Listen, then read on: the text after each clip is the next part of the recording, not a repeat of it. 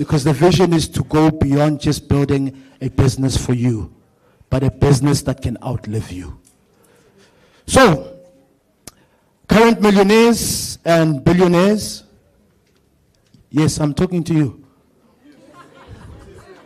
Current millionaires and future billionaires, current job creators and future job creators, the backbone of the economy, I'm talking to you.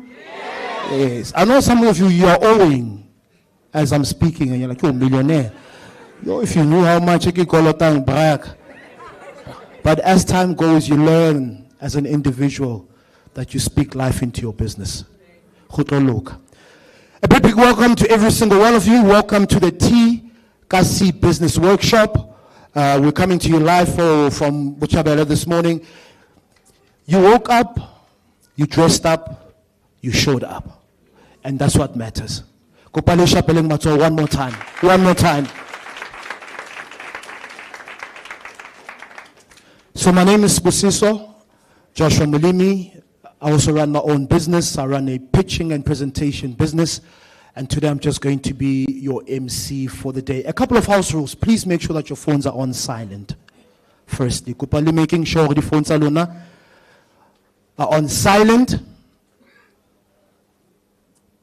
Especially those of you who use that other brand.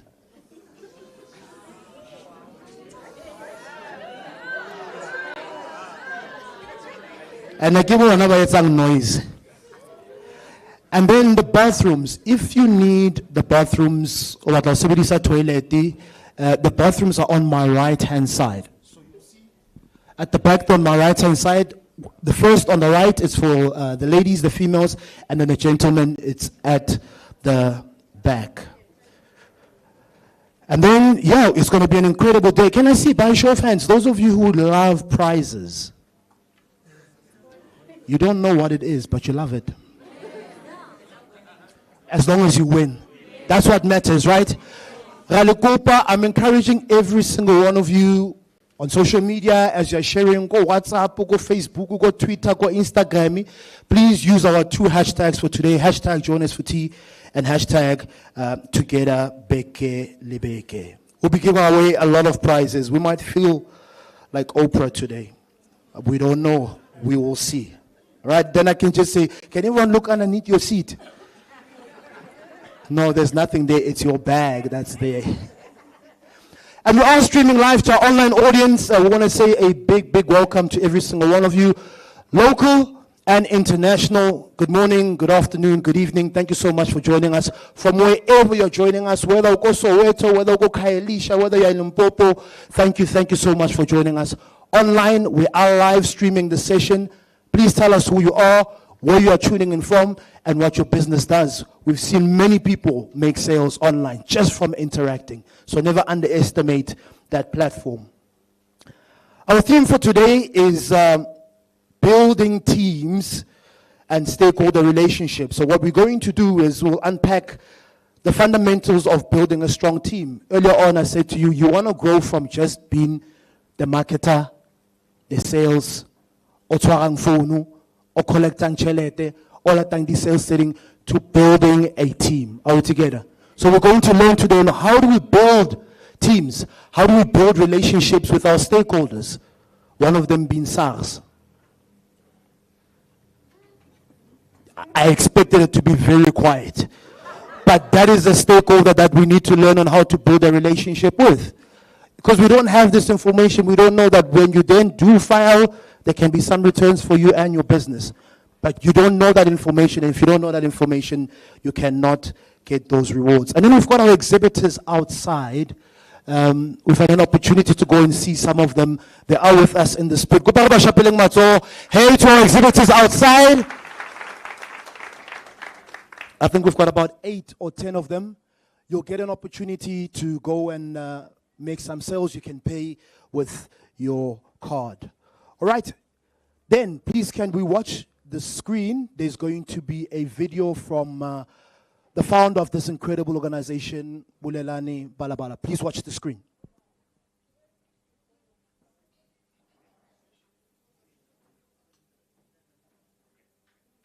Hi, good afternoon. My name is Thomas. I'm the managing executive. My name is Mbawula Chat. I'm the founder of T. Welcome to the Kasi Business Workshops, man. If you're in this room, we're out in Bochabela, Mangaung in Free State. We're excited to be out here because, every we travel the country, we come across amazing entrepreneurs and the energy in this room is amazing. So whether you're watching live or you are here physically with us, we appreciate you.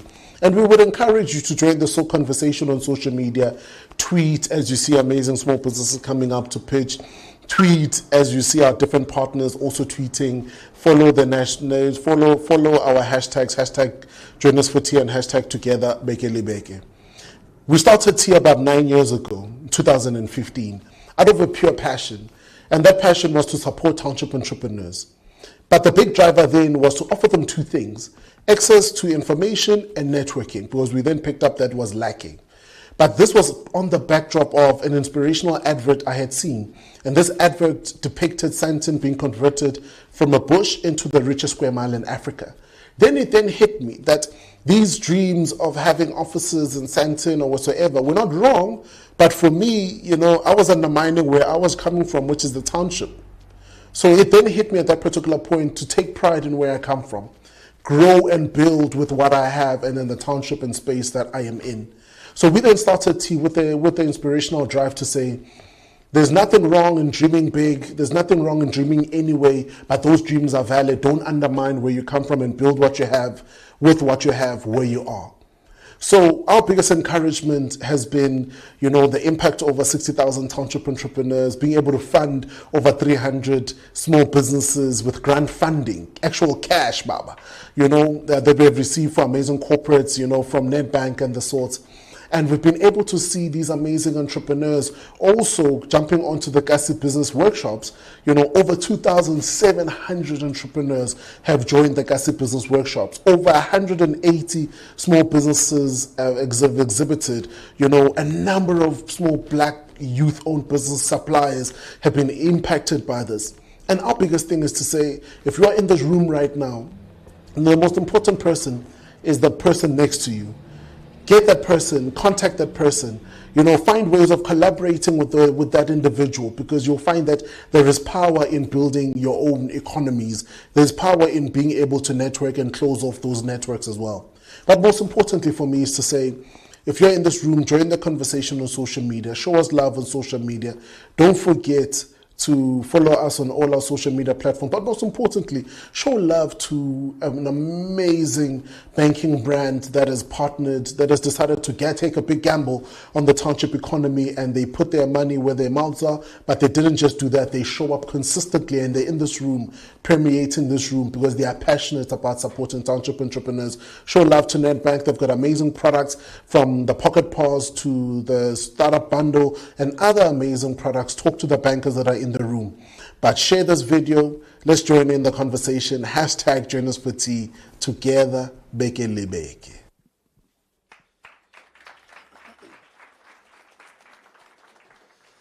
Thank you so much. That was Bulelani Balabala, founder of T. And what I picked up and what I love, and it's consistent all the time, is you don't have to live or leave the township to build a successful business. We say build where you are, honamo, with what you have. Build where you are with what you have. So thank you so much, my brother. And to everybody that's been involved for the last 10 years, to 10 more years. I wanted to say hala township entrepreneurs, hala, but I don't know if it's the right platform to do that. Anyway, let's move right along. We're going to play a video now from Mr. Thomas, Managing Executive for Retail and Business Banking at Nedbank. Please, can you watch the screen?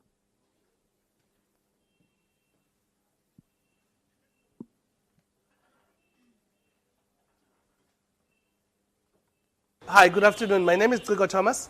I'm the Managing Executive of Retail and Business Banking at Nedbank. Why is it important for us to support small businesses, small and micro enterprises? Simple. They are the engine that drives economic growth.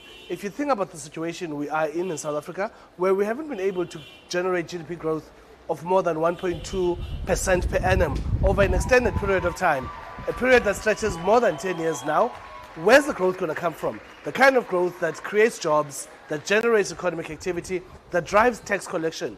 For us to invest in the things that the government needs to invest in, it's going to come from small businesses being born, being nurtured, being grown, being scaled, and hopefully they become big businesses that can operate at massive scale one day and even operate in international markets. So in many ways, our reason for supporting small business is our belief that the engine of economic growth is the nurturing and growth and partnering with businesses of this nature. Thank you very much. So, what I would like you to do now is I'd like you to close your eyes. Right? Yeah, like you can close your eyes. And imagine this. You are in the mall, Mimosa Mall. And there's this individual that you've always wanted to meet. Hunter down, the email, the text, I respond, and then both of you, it so happens that you get inside the elevator. This is what is called now an elevator pitch. It's just the two of you. Don't ask why, but it's just the two of you. And here is your opportunity to pitch your business for whatever it is that you need for business here. How? One of the entrepreneurs earlier on said, key equipment. Not all of you need cash. Some of you just need access to market. But here is this individual that you've always wanted to meet. Like first floor, there's 12 floors. It just so happens that there's nobody else in the mall. I'm just dreaming because we are dreamers. So you're having a conversation with this potential investor. Wakopo. Second floor. It's you speaking. I want you to play this out in your mind. You are pitching your business in this elevator. This is what is called an elevator pitch. Because sometimes you're not going to have an opportunity to put together a proposal. This is your chance. Third floor. Fifth floor. Seventh floor. Eighth floor. I don't know if it's only you that's speaking or you're asking questions. Ninth floor. 10th floor. 11th floor. 11 and a half. If there is a floor, it's 11 and a half. Okay, eventually it gets to the 12th floor. He or she needs to leave. You also need to leave. Now, I've got a very simple question, and I want you to be very honest. You had an opportunity to pitch your business, to tell this investor what is it that you need or what is it that you want for your business.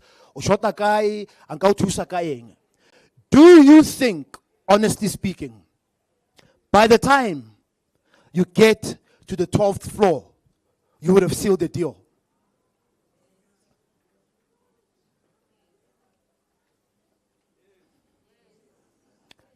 I'm going to ask again. Do you think by the time Ufita got 12th floor, you would have sealed the deal? You would have pitched your business in such a way that this investor is happy and is willing to maybe even sometimes give you a meeting? Can I see by show of hands, those of you are saying yes? The level at which you put your hand dictates the confidence that you have in your yes. Because yes. Okay, you can put your hands down. So part of the session and what we're going to do for the next couple of minutes is, one of my mentors said to me, a great idea that is poorly presented sounds like a poor idea. And a lot of the times, opportunity for you to pitch your business, but you don't make the most out of it. Are we together? So part of what we do here is called the pitching clinic. I'm going to share with you 5 questions that you need to keep in mind. Please write these questions down. Whether you are going to pitch at Nedbank or you are going to pitch elsewhere, How fita mole? So tatazela 1 hour 20 minutes. Sometimes you only get one chance. There's a quote that says, "It is better to be prepared and not have the opportunity than to have the opportunity and not be prepared." So we need to make sure that you are prepared. You've got 1 hour 20 minutes. I've got the money here. What are you going to say? But you can prepare it so that when you meet the potential, you seal. Or you get the meeting. So here are the 4 questions. There are more questions, but we're just going to share 4 with you. Because we want to prepare you. When that opportunity comes, you make the most out of it. Question number 1. What problem are you solving? Or what service are you providing? What problem are you solving or what service are you providing? And be very, very clear about the problem that you're solving. Are we together? Question number 2. I'll repeat the questions. What is your unique selling point? In business, it's called the USP. So what sets you apart? I swear, enough fella that's in construction. You're not the only one that is baking cakes. You're not the only one that is selling washing powder, whatever it is. You must realize that you are in business and you're in competition. So why you? Is it your price? Is it your quality? Is it your experience? It's important that you share what sets you apart. Are we together? Share. Don't be shy. Share. This is your opportunity. Question number 3. What is your story? Why did you start? Why did you start the business? What's the vision of the business? Not big into sneakers. Don't really love sneakers. But I buy Batu sneakers because I love what they stand for. I love their story. It's about empowering the township. And you and I know sometimes we don't buy the product because we love the product. We buy the product because we love the story. So what's your story? Story sahau. What's your story? Sireng sahau. Third question. Question number 4. What do you need? You've told us what problem you're solving. You've told us what sets you apart. You've told us your story. What do you need? And every time you ask, what do you need? What do people say? Akilu man, don't be shy. How? Why? You need what? Yeah, that's why Netbank, we said Netbank, money. So you need money. But some of you don't need money. You need access to market. Because access to market, some of you don't need money, you just need a mentor. Are we together? You know how to make the money, but you don't have the mentor to guide you. So what do you need? And then someone says, yeah, but hey man, yeah, no, we need equipment. What equipment do you need? How much does it cost you? Because if you can show and tell me those numbers, it shows me that you are prepared. What equipment? You find out that the equipment only costs 10,000, but you said you want 20. So 10,000 and then you appear on that other show that we won't talk about. So you must be very specific in terms of what you need. There's nothing too low. There's nothing too high. What do you need? The last question.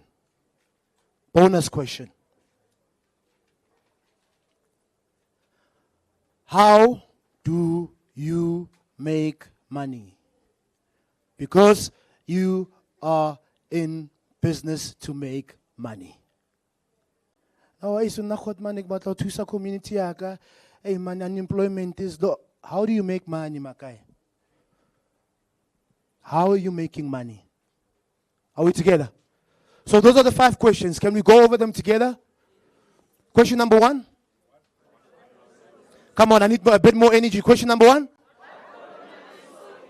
Question number 2. Question number 3. What's your story? Question number 4. What do you need? Question number 5. Do you see now you've got a framework? I want a natural skeleton. Hi, my name is we come from this company. This is the problem that we are solving. We know that we're in business or in competition. Our competitors are doing 1, 2, 3, 4, but this is what sets us apart. The reason why we started was because of 1, 2, 3, 4, 5, and we see ourselves in 5 years' time going there. This is what we need at X amount, and this is how we make money. Can we have a conversation? You don't even need this thing because it's in your mind. Now it's up to you to prepare. Prepare. Are we together? Hopefully that was. Can I get.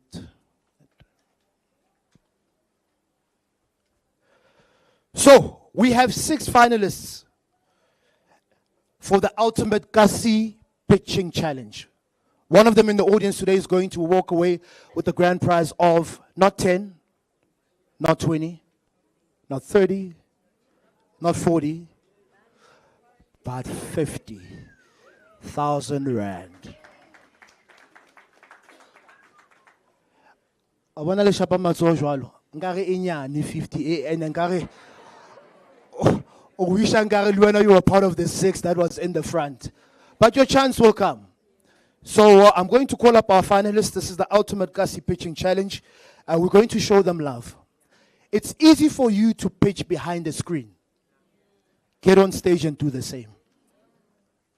But as time goes, you get better and better and better. Right? So, we've got finalist number 1, pitching finalist number 1, Lemohang Muleleki from Faith Bites Biltongs. Lemohang, please can you come to the front?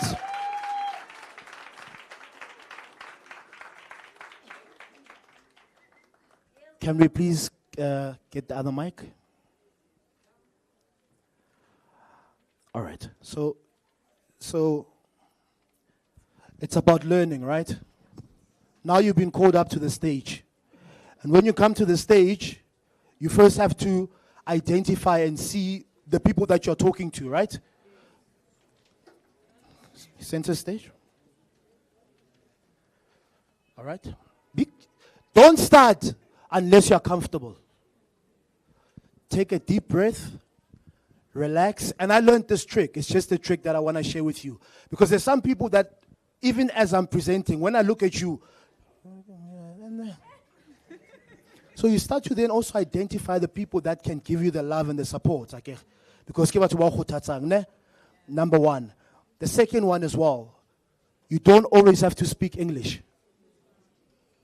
It's not our mother tongue for all of us. Okay?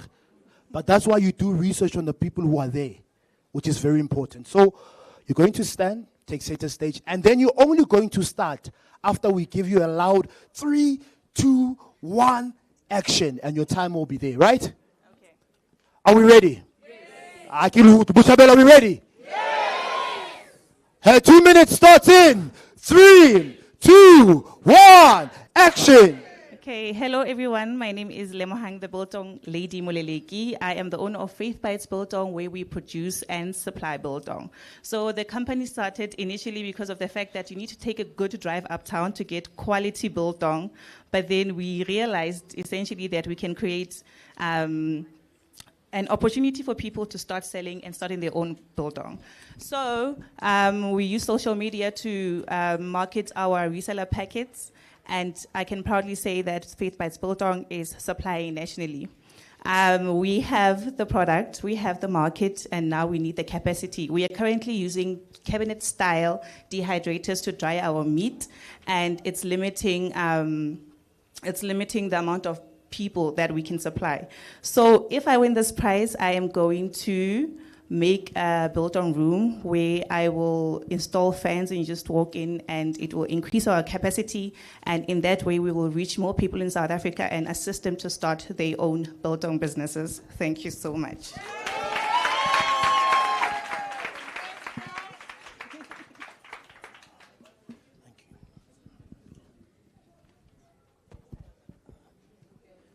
She's still got 42 seconds.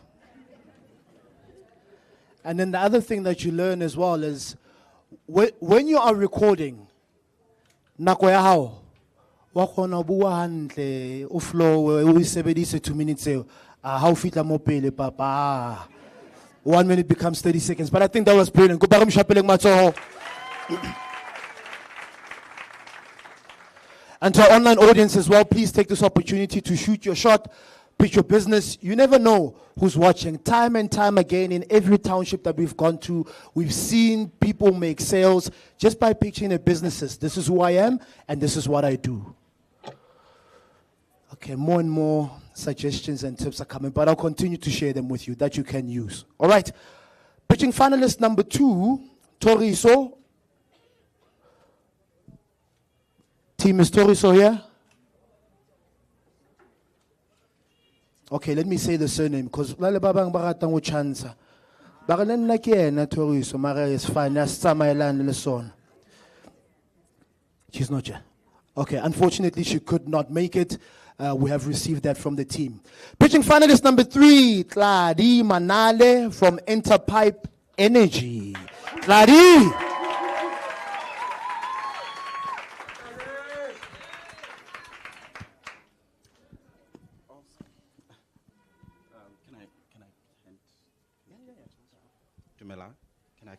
Can I have a permission to give you my solution? No, what about profiling? The hydropower, so Okay. it needs to be, Okay, don't talk to me, bro. Your time needs to start now.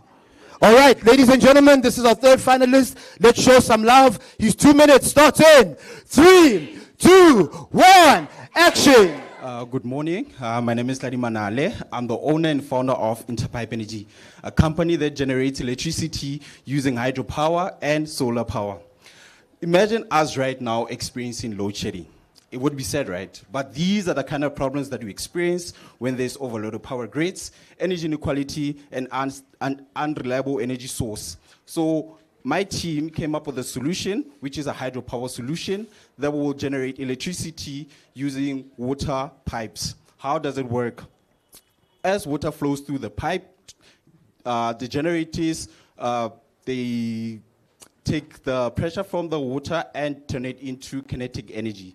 So I need a pre-investment of 50,000 to scale up. Our scale-up plan includes skill development, buying equipment, also franchising, not franchising, but also to expand our business. So we started our business in 2021 out of frustration, because we all know how load shedding frustrated us during that peak time. So we came up with this solution, and right now that's what we have done. We have pitched in four competitions, and so far we're doing good. So we have projected an amount of 150. So getting this 50,000 will put us to 200,000. So ladies and gentlemen, I'm the owner and founder of Interpipe Energy. I'm still a student, and I need your support. Thank you.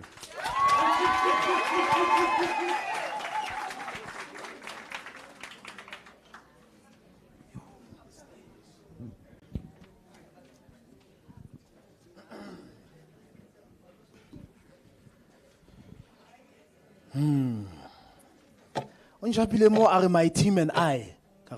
Wait. My team and I. You find ways to position yourself. Because when someone is listening, they saying, but moto aspanali one. There's my team and I. Whether that team exists or not, you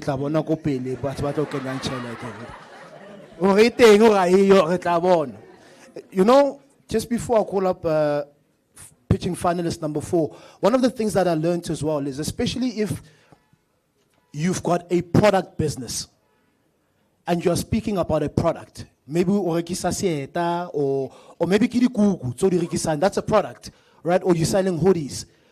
When you tell people about a product, one of the ways to convince them is for you to make them feel it or to eat it. Because you can't be telling us about delicious cakes and then there we are going,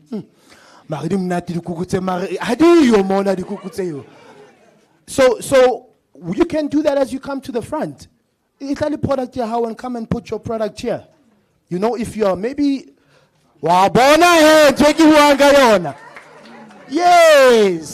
yes. And now you can also do that before, because it could convince the judges. Ansamaka molare biltong. I can another 5 points. I could say. But on a serious note, when you've got a product that you can carry with you or you can bring with you, bring it on stage. Then let them say to you, no, we can't have it on stage.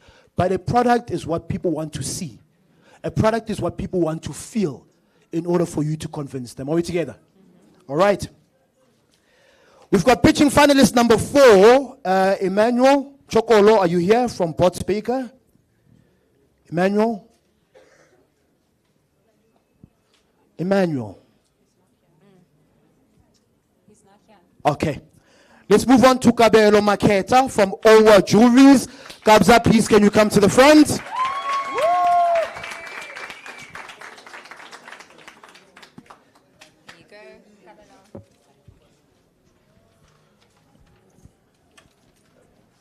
Don't start yet.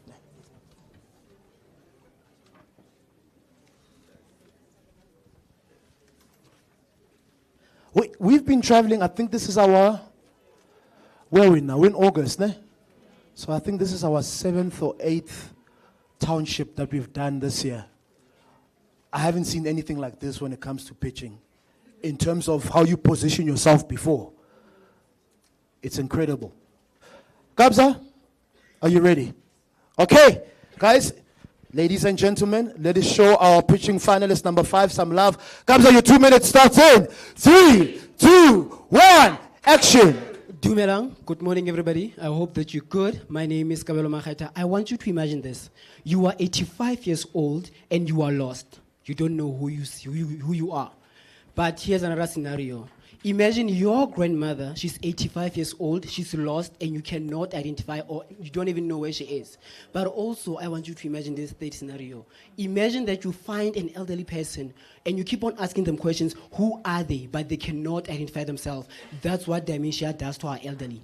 Our elderly, every year, we get a staggering number of elderlies that go missing due to dementia wandering. And whenever they are lost, they cannot identify themselves. What causes dementia? Dementia is a cognitive sense. It means that your brain, it eats up and you lose your mental or thinking capacity. You can't even think, you can't even identify yourself.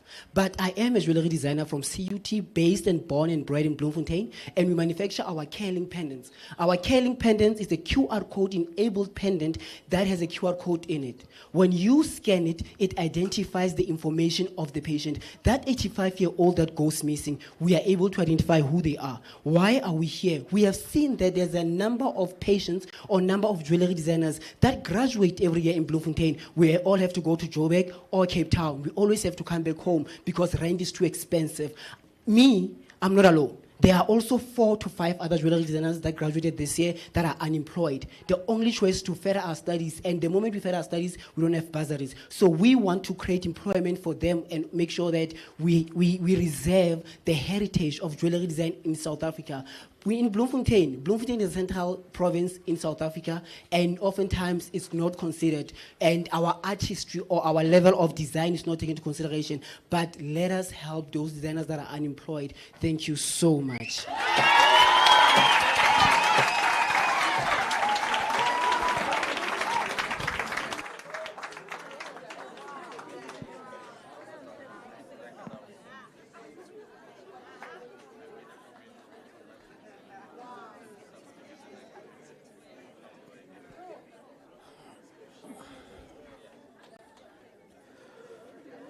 All right.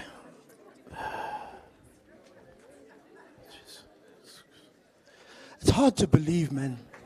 But I think platforms like this become incredible because you're then able to see where these businesses that we think exist there, they're being done right here in the township by young people.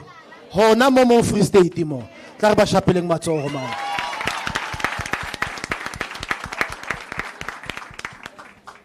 I'm going to hold you accountable should I get to 85.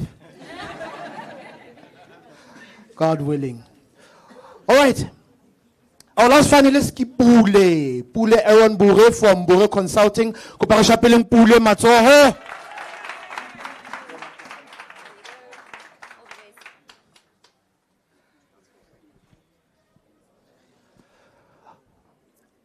Just hold on, Jaga. Okay. Your time is there. All right, ladies and gentlemen, pitching finalist number 6, our last one. Let's go. Let's show some love. His 2 minutes starts in 3, 2, 1, action. In rural areas and communities like mine in rural, people travel long distances just to access services to internet, access services to your printing, typing CVs, and also digital connection. That's where Bure Consulting comes in. I'm based in Ruvel. My name is Bule Bure, and I'm all the way from Ruvel in the Free State.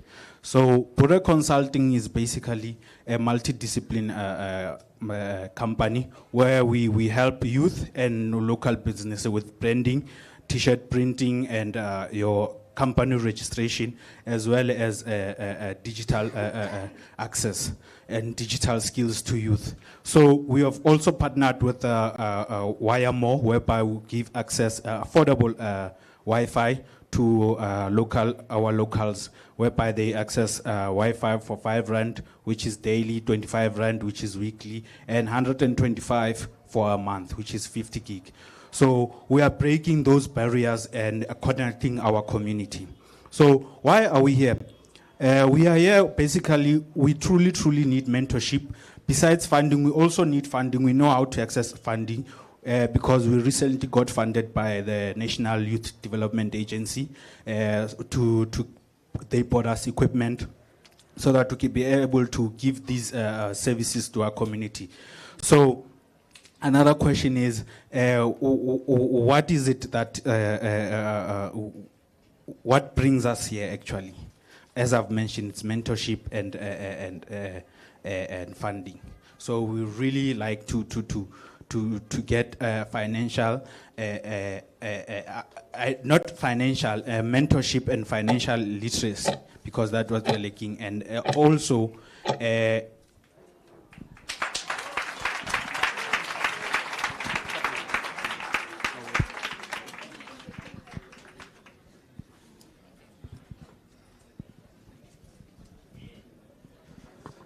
Sure. I don't know, but it's going to be tough for the judges. It's going to be really tough for the judges. Online audience, who do you think is walking away with this grand prize for the ultimate Kasi pitching challenge right here in Free State? Who's walking away with it? We don't know.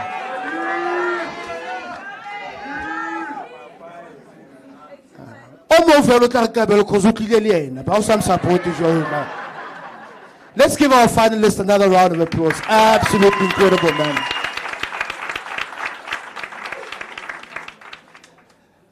One of the ways to get better at what you do is to watch it over and over again and see where you can improve. So what we've made sure is that every single presentation that they gave is going to be uploaded on our social media. They can download it again, they can watch it, they can see where they improve, so that next time when you get an opportunity, you take it to the next level. Are we together? One more time. Absolutely incredible. All right, they are smiling now because they're sitting next to each other. Hey, buddy. Ah, yafita now. Yafita. Please, can everyone take out their cell phones, please? We'd just like to do this exercise, or just to assist us to spread the word more of what we're doing. And when you're on your cell phone, please can you go onto your Facebook page? For those of you who have Facebook. If I'm a bit too fast, you can watch the screen.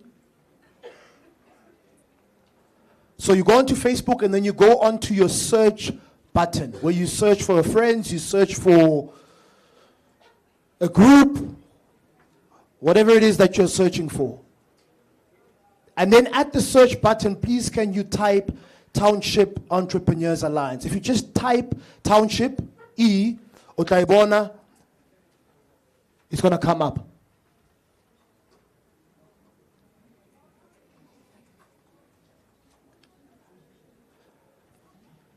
We do this a lot, and then I get like this, there's always this look that I get from people in the audience.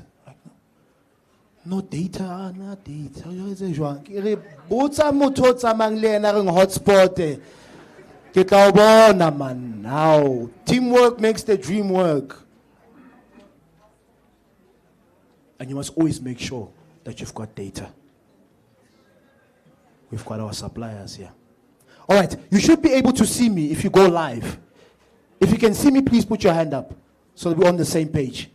You can see me and you can hear what I'm saying right now. Lampon. Kiabonal. It's me. Hey. Yes. So, what is happening right now is live. It's a live stream. It's happening right now live. What I need you to do, hulale like, hulale comment, hulale share. We humbly ask that you share this live session with your community right now. Please. There's a like, there's a comment, there's a share. Only share where you see me speaking right now, like this live session. It should show you that we are live. We humbly ask, Ralekopa, please.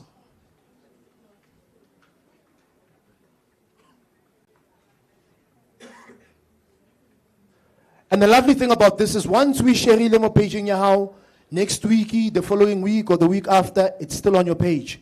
So you can watch the live session again on your page. If you haven't or you couldn't for whatever reason, please can you share it later when you get home. That's all that we humbly ask from you today. Right, let's move right along. We said we are speaking about building teams and relationships, right? I'm going to call up on stage Mam Petros, Executive Head, Stakeholder Relations and Public Affairs, result-oriented executive with extensive experience in public affairs and stakeholder engagement, particularly within the banking sector. Since 2004, she has held senior leadership roles, successfully leading diverse teams and strategic initiatives. Her expertise spans across government relations, sustainability, public policy, reputation management, and corporate social investment. Petros, thank you so much for joining us. Let's show her some love as she comes onto stage. Free State, what happened to the energy? What happened to the energy, Free State?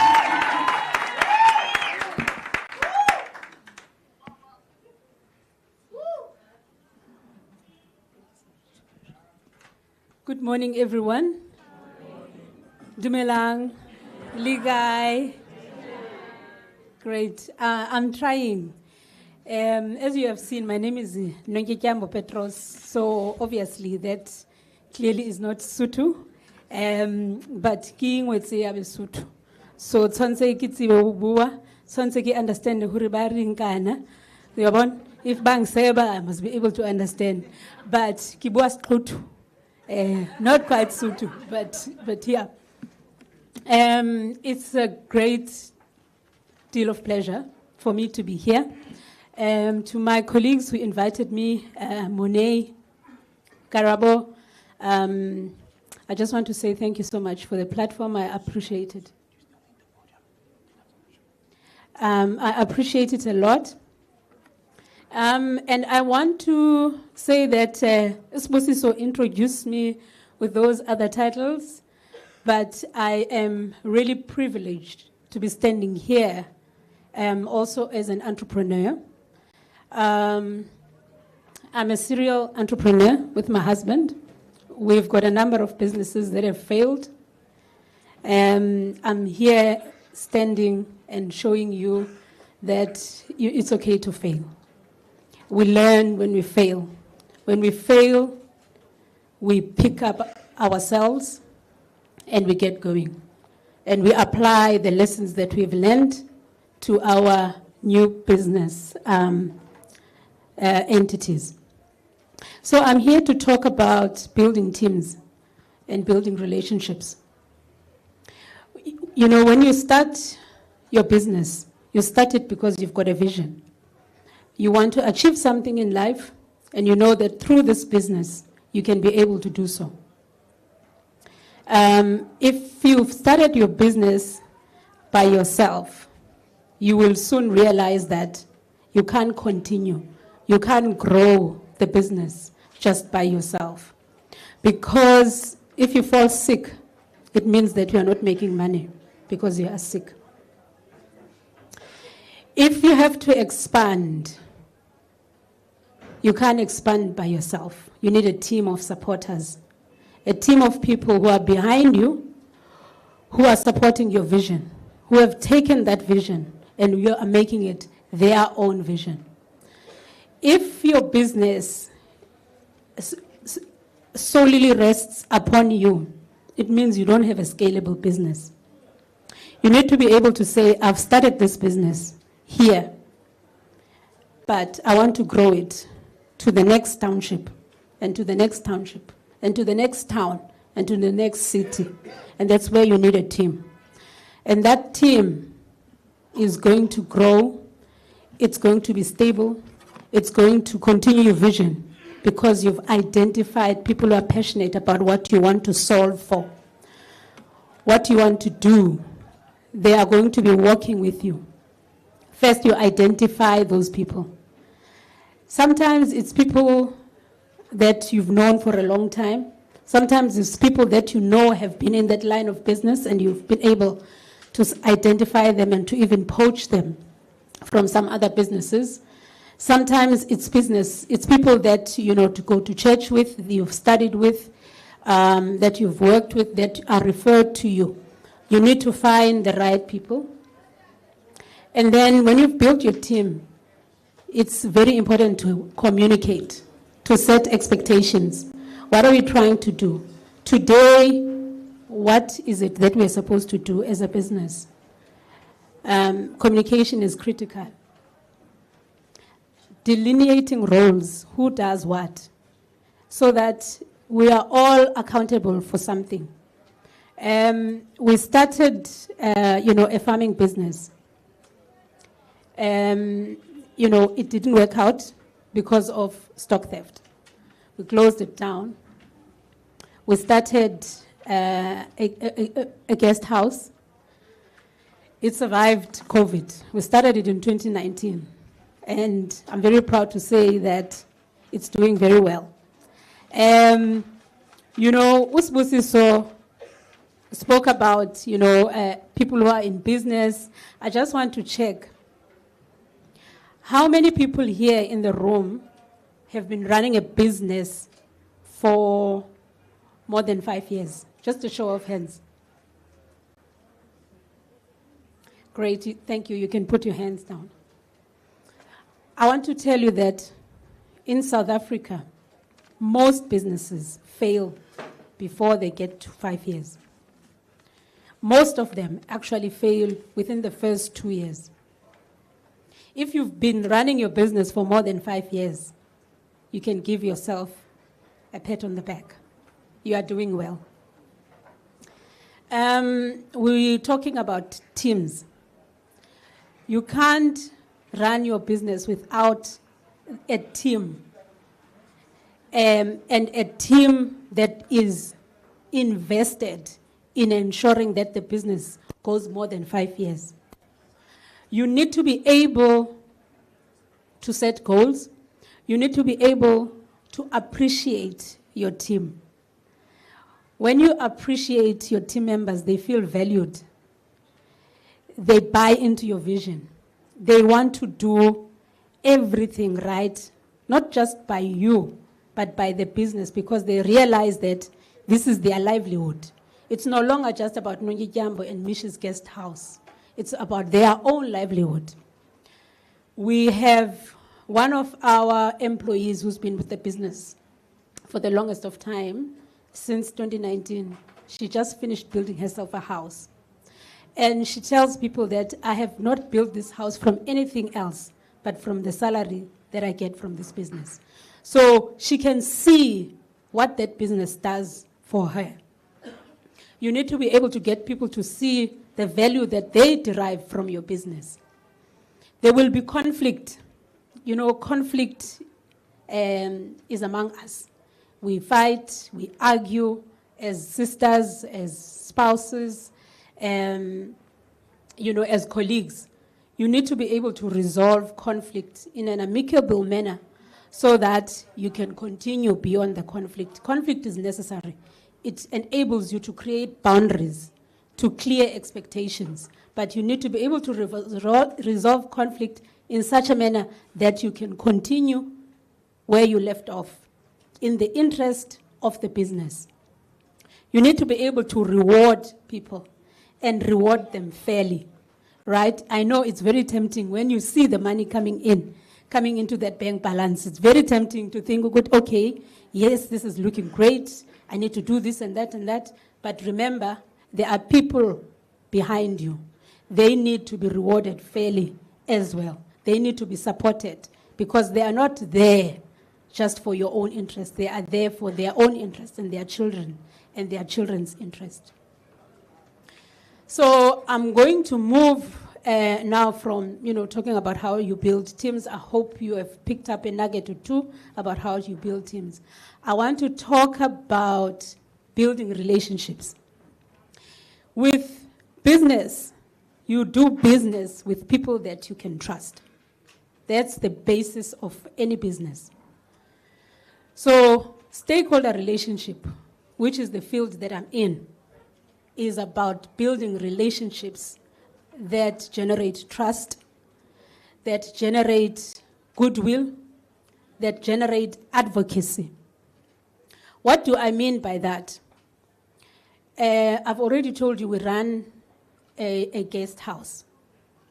A guest house is a business, as you know, that is within a community of people. You run that guest house, sometimes you get a group of people who are noisy. Just recently, we had about 7 university students.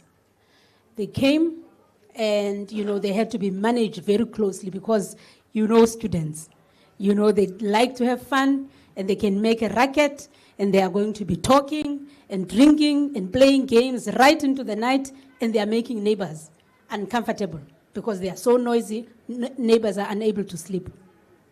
Now, if you don't have good relationships with your stakeholders, in this particular case, neighbors are our stakeholders.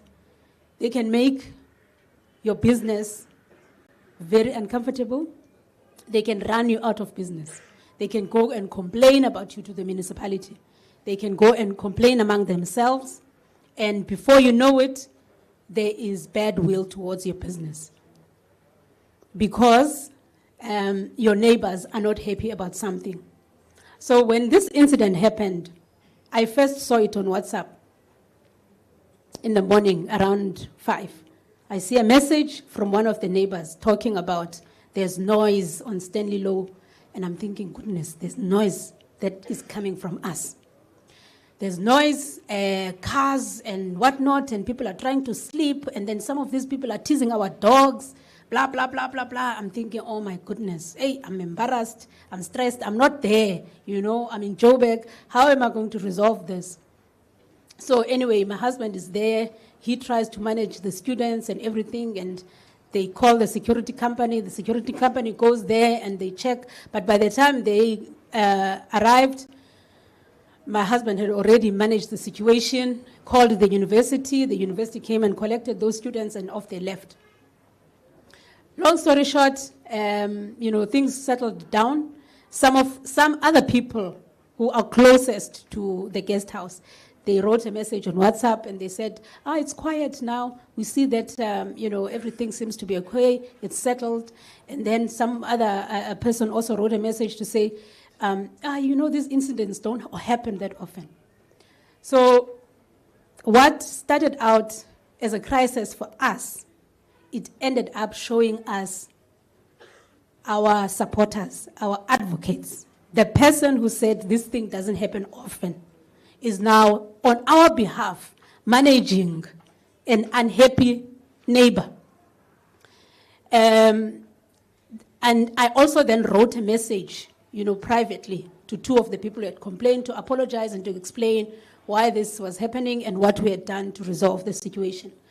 And I must tell you, none of those people were angry. They said, you know what, I understand, I used to teach students, blah, blah, blah, I understand they can be noisy and so on, but no, don't worry, everything is calmed down. Now, what that tells you is that even though your business might run into a problem, even though your business might actually cause a level of discomfort and annoyance to some of your stakeholders around you, you have advocates. There are people who are willing to give your business a chance. And without those people, you actually cannot successfully and sustainably run a business. What is it that we also do?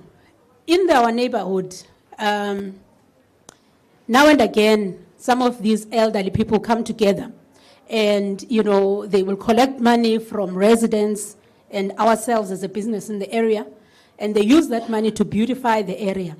So as soon as I see a gap, I will put 500 Rand into that fund and say, here's some money, you can use it, clean up the area, get somebody to cut the grass, get somebody to do this and so on. And this guy is very, very clear and very diligent about posting. If I put money, he's going to put, a message. The owner of that guest house, she's put in some money, and we are going to do this and that. We're going to buy some flowers, we're going to cut the grass, and so on. So what that shows you is that I'm also invested in that community of stakeholders. I'm invested in the area. I'm invested in maintaining and beautifying the area. And by so doing, not only am I helping to keep up the area, but I'm also helping to buy goodwill for the business so that people can understand my business, what it is that I'm trying to do, so that they can support me. Aksichocho, guys. It's investment. As Nedbank, we are investing in the community. We are here. We are investing in the community because it's only through sustainable, healthy communities that are growing, that we as Nedbank can also grow. So I'm trying to demonstrate that as a business owner, it's important for me to be invested in that particular area because those are my stakeholders. It's important for Nedbank to be invested in the community of Bochabela because we cannot grow as a company if we don't invest in communities. I think maybe as a last point, no, actually second last point. Usbusiso spoke about SARS. Guys, I know what it is like to have to comply with regulations. Ne? Regulators are our stakeholders. They are very important. Regulators can shut you down. You know that. As Nedbank, we have very serious regulators that we need to engage, that we need to communicate with, that there are regulations that we need to adhere to as a bank. A banking environment is one of the most regulated environments, and you cannot do without complying, otherwise your banking license will be withdrawn. It's the same with a small business. In 2020, during COVID, there was some funds that were set aside for businesses that had suffered because of COVID. If I can tell you, many businesses actually were not able to tap into those funds. Because why? Because they were not up to date with the regulations. So many businesses didn't have financial statements that are in good standing. So financial statements are one aspect of regulatory compliance. If your statements are in good order, you are able to come to Nedbank and say, I need a loan. I need to grow my business. I need to hire more jewelry designers. I need more equipment. I need, the cold storage rooms that you were referring to. But before the bank does anything, they need to see your financial statements. If you don't have financial statements, it means you are not positioning your business for growth. Then we have to comply with SARS. We need to file our annual tax returns. If you don't file your tax returns, you know what's going to happen. You're going to get fines. You're going to get fines. You're going to get deregistered. And if you get deregistered, you know, you are operating a very precarious business. It means your business can't scale. You can't grow it.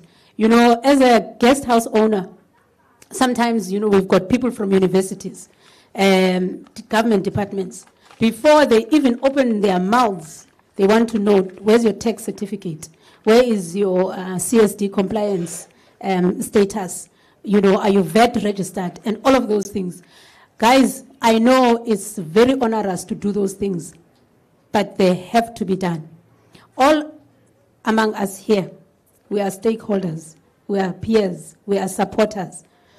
Talk to one another, support each other, you know, to comply with these regulations. UIF, if you've got employees and, you know, you pay employees, you need to comply with UIF.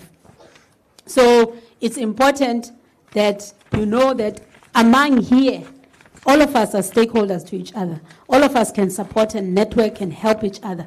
Regulatory compliance is really, really critical. And I just, you know, in the last day or two, I saw a business that has been existing since 2016, but it has been deregistered because they have not filed their tax returns. So those things are really, really crucial, colleagues.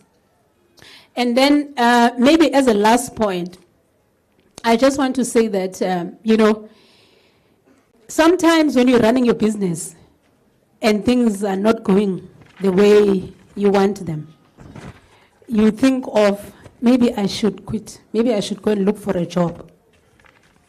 It's maybe easier to find a job. You've got a guaranteed income. You can do your things, etc. But I want to tell you that you can never leave your job to your child. I'm the executive head of stakeholder relations and public affairs at Nedbank, but I can never leave that job to my child. If I fall sick, if I become disabled, I'm going to leave Nedbank, and you know, within a couple of months, I would have been replaced. But if you run your business, you run it well, and you run it sustainably, you need to have a succession plan. This is the other thing that destroys a lot of businesses, is not having succession plans. You need to have a succession plan, and your succession plan must involve people who are passionate about those businesses. You can leave your business to your child. If that is not motivation enough, I don't know what will. Your children, because of what you have started and what you have grown, they may never need to knock somewhere and say, "Goeie môre, I'm looking for a job." Your children can take what you have started and they can grow it and they can take it to levels that you have only ever dreamed about. And this is how we build wealth. This is how we build succession. This is how we build wealth, not just for ourselves, but for our children and our children's children. So with that, I just want to say, keep the faith. Hang in there. It's tough, but build the relationships, build the teams, and look ahead. It's not just for you. You may not be the billionaire, the millionaire that Sbu was talking about, but your children and your children's children can become the millionaires, the millionaires, and the billionaires because of what you started. Thank you very much.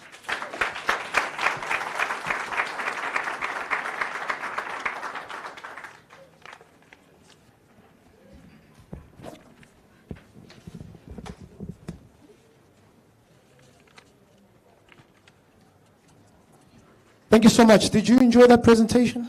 Yes. A lot of people I see, when someone is writing, it means it may not be you're writing what they've said, but they've got you thinking. And I love what you said around how the crisis then shows you who your advocates are. Loved it. Can we please give Ma'am Petros a round of applause again? I'm going to call you Mama No because it's difficult. The name. Please, can you come on front? We need a picture of you. This is the one that you're going to hang at your guest house. My brother, where are we looking?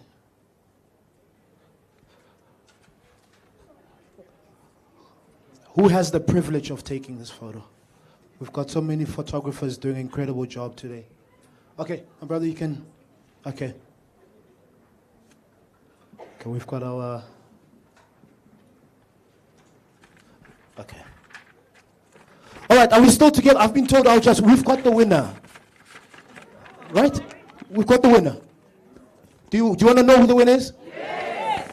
Stay tuned. We'll be back after the break. We've got, please, if you're going to go outside because of Moya, Dusty, we've closed that entrance at the back. So if you're going to go outside, please can you go out this way, just for safety as well. All right, for the dust as well. Thank you so much. One more time, a round of applause. Thank you so much, Ma'am. No. Okay. So, can I see by show of hands, those of you who've once gone to an event, and you wanted to, okay, but you are here, this is the event, okay. Let me finish, because this side is like, yeah, I've been there. I was like, no, but you are here.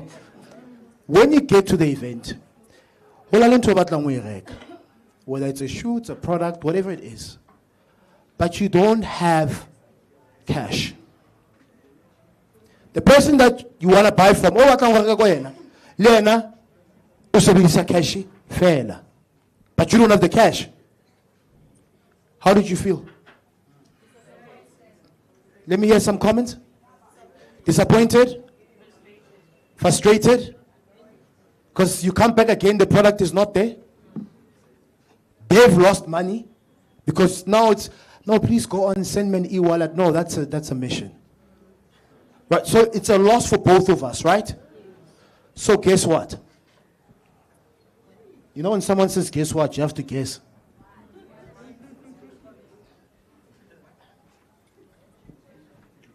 I don't know I'm going to do this. Okay. So that's a problem, right? Because you've lost money, the person that's got the product, or Orekang doesn't have the product themselves. So we are going to ngokwatile, lena o kwatile, so double quad. Le kwatile lili too. But now every problem, especially for us business township entrepreneurs or entrepreneurs who operate in the township, there needs to be a solution. You never want to miss a sale. Wherever you are, whether wherever you're stocking from, you never want to miss that sale. So, NetBank, Dumela, please can you come to the front? No, okay. Yeah, please come to the front. I know coach you off guard them. Askis. Dumela is one of our incredible team members. So NetBank have come up with a solution for you. That's the solution that NetBank has come up for us, township entrepreneurs. And you're sitting here and going, but just, what's so special about this NetBank product? Yes, they are here, but what's so special? Let me tell you very quickly. If you're looking for a tool to save you time and simplify your business operation, this is what NetBank has for us. This is called the Android POS, so it's got no print at all. So you're not carrying around a lot of papers. Everything is done, every transaction recorded electronically right here for you. Isn't that amazing? Because it's here.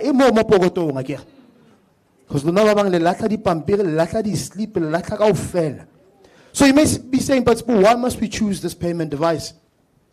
Let me tell you why. You get up to 100% cash back on your device fee. Let me repeat that. You get up to 100% cash back on your device fee. You apply via the Money app. You can also watch the screen showing you more instructions. You receive your device in less than 48 hours. That's less than 2 days. And you've got your device with you. Then you're starting to transact. That's a solution. It accepts MasterCard, American Express, and Visa cards at a low merchant rate. You combine your card payment with your NetBank account. Money will be paid into your NetBank account on the same day it's settled into your NetBank account. So you can view your transactions and get help online. I think it's incredible. Can I see by show of hands who thinks this is incredible? Okay, let me see by show of hands those of you who need one.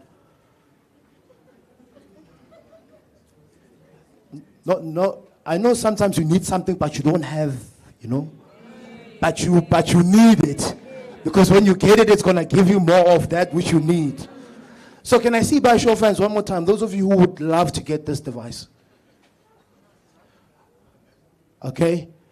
Netbank bankers, where are you? No, the people that work at Netbank. Can I see your hands, please? Can you please put your hand up, Netbank bankers? Please, we need to see you.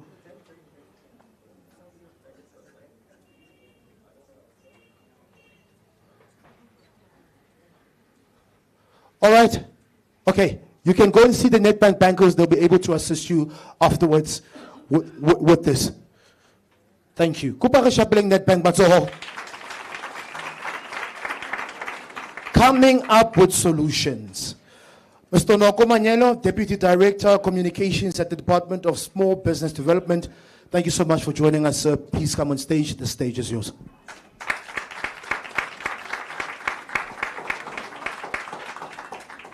Thank you very much. It's always difficult to speak in the presence of Netbank because they own the space. And I did say to Bulelani that I'm so jealous coming from the department responsible for small business development, and yet Netbank owns this constituency, which is our constituency, my constituency. So being the person responsible for communication in the department, I wouldn't miss the opportunity to be part of this. And let me start by acknowledging the presentations made by the guys that pitched today. It was amazing. All of you, you were great.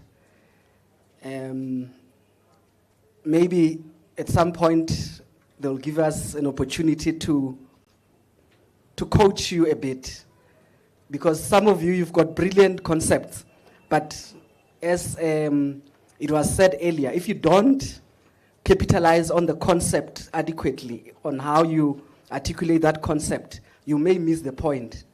And yet it is a concept that can revolutionize the industry, So let me speak about the Department of Small Business Development. I know we offer so many things, both financial and non-financial. So what do you want to hear first? Financial or non-financial?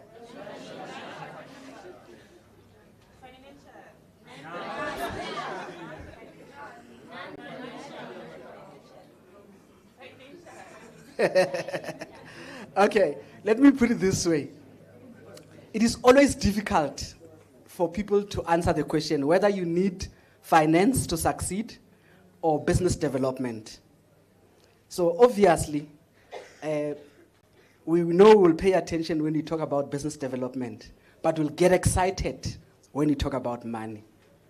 So let me talk about money first, and then I'll briefly talk about the business development side of things. So one of the things that I have observed is that more often than not, we do businesses that are similar. Like you come up with an idea, but it's more or less the same idea that your neighbor has already, tested in the market or done. And one of the other observations that I've made is that we want to own 100% of our businesses. Like you have a business and you want to own 100%. Then you feel like you are the owner. But there is this trick that if you have 100% of a business that is worth 100,000, it means the value of your worth is limited to 100,000. Ne? Do you understand? I want you to pay attention, because I'm going to go a little bit mathematical now.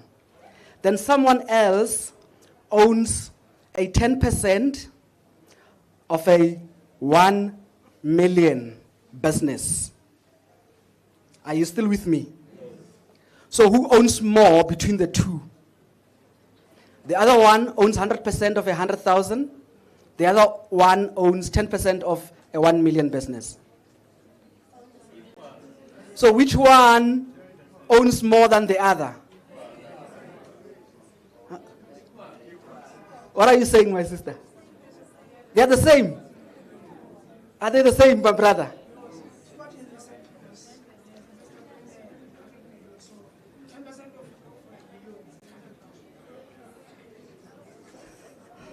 Is it the same thing? Is it not the same thing? I want somebody who speaks with confidence. Okay, let's hear you, my brother. I would say it's the same thing because 10% of 1 million, it's 100,000. Okay. All right, I want somebody who says it's not the same. Who says it's not the same? You are saying it's not the same. You are also saying it's not the same. All right, let me put it differently. We have only two people that are saying it's not the same. Everybody else, okay, the third one is here. Everyone else we think is the same, ne? Okay. Let's put it differently. I have 100,000, ne? Cash. I have 100,000. Somebody else says, okay, we are talking to NetBank. So I'm going to NetBank, I'm saying, listen, I need funding, I have 100,000. Then the next person says, listen, NetBank, I need funding, but I've got 10% of 1 million. You heard what I said, ne? Is it the same?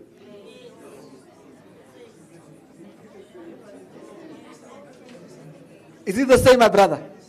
This one is the same. The other one is not the same.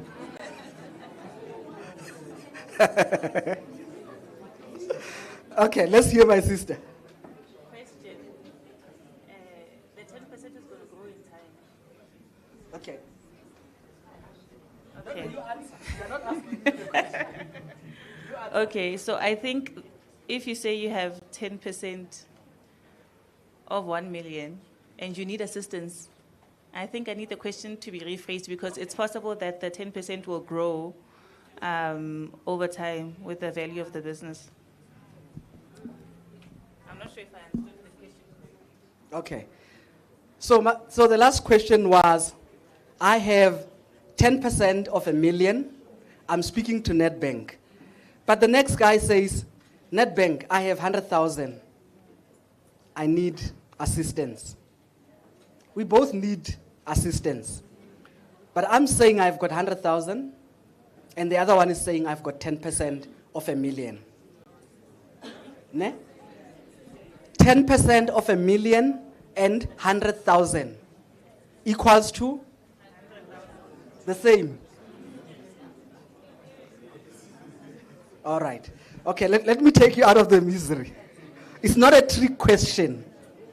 But the reality is, the 10% of 1 million, it's more than the 100,000.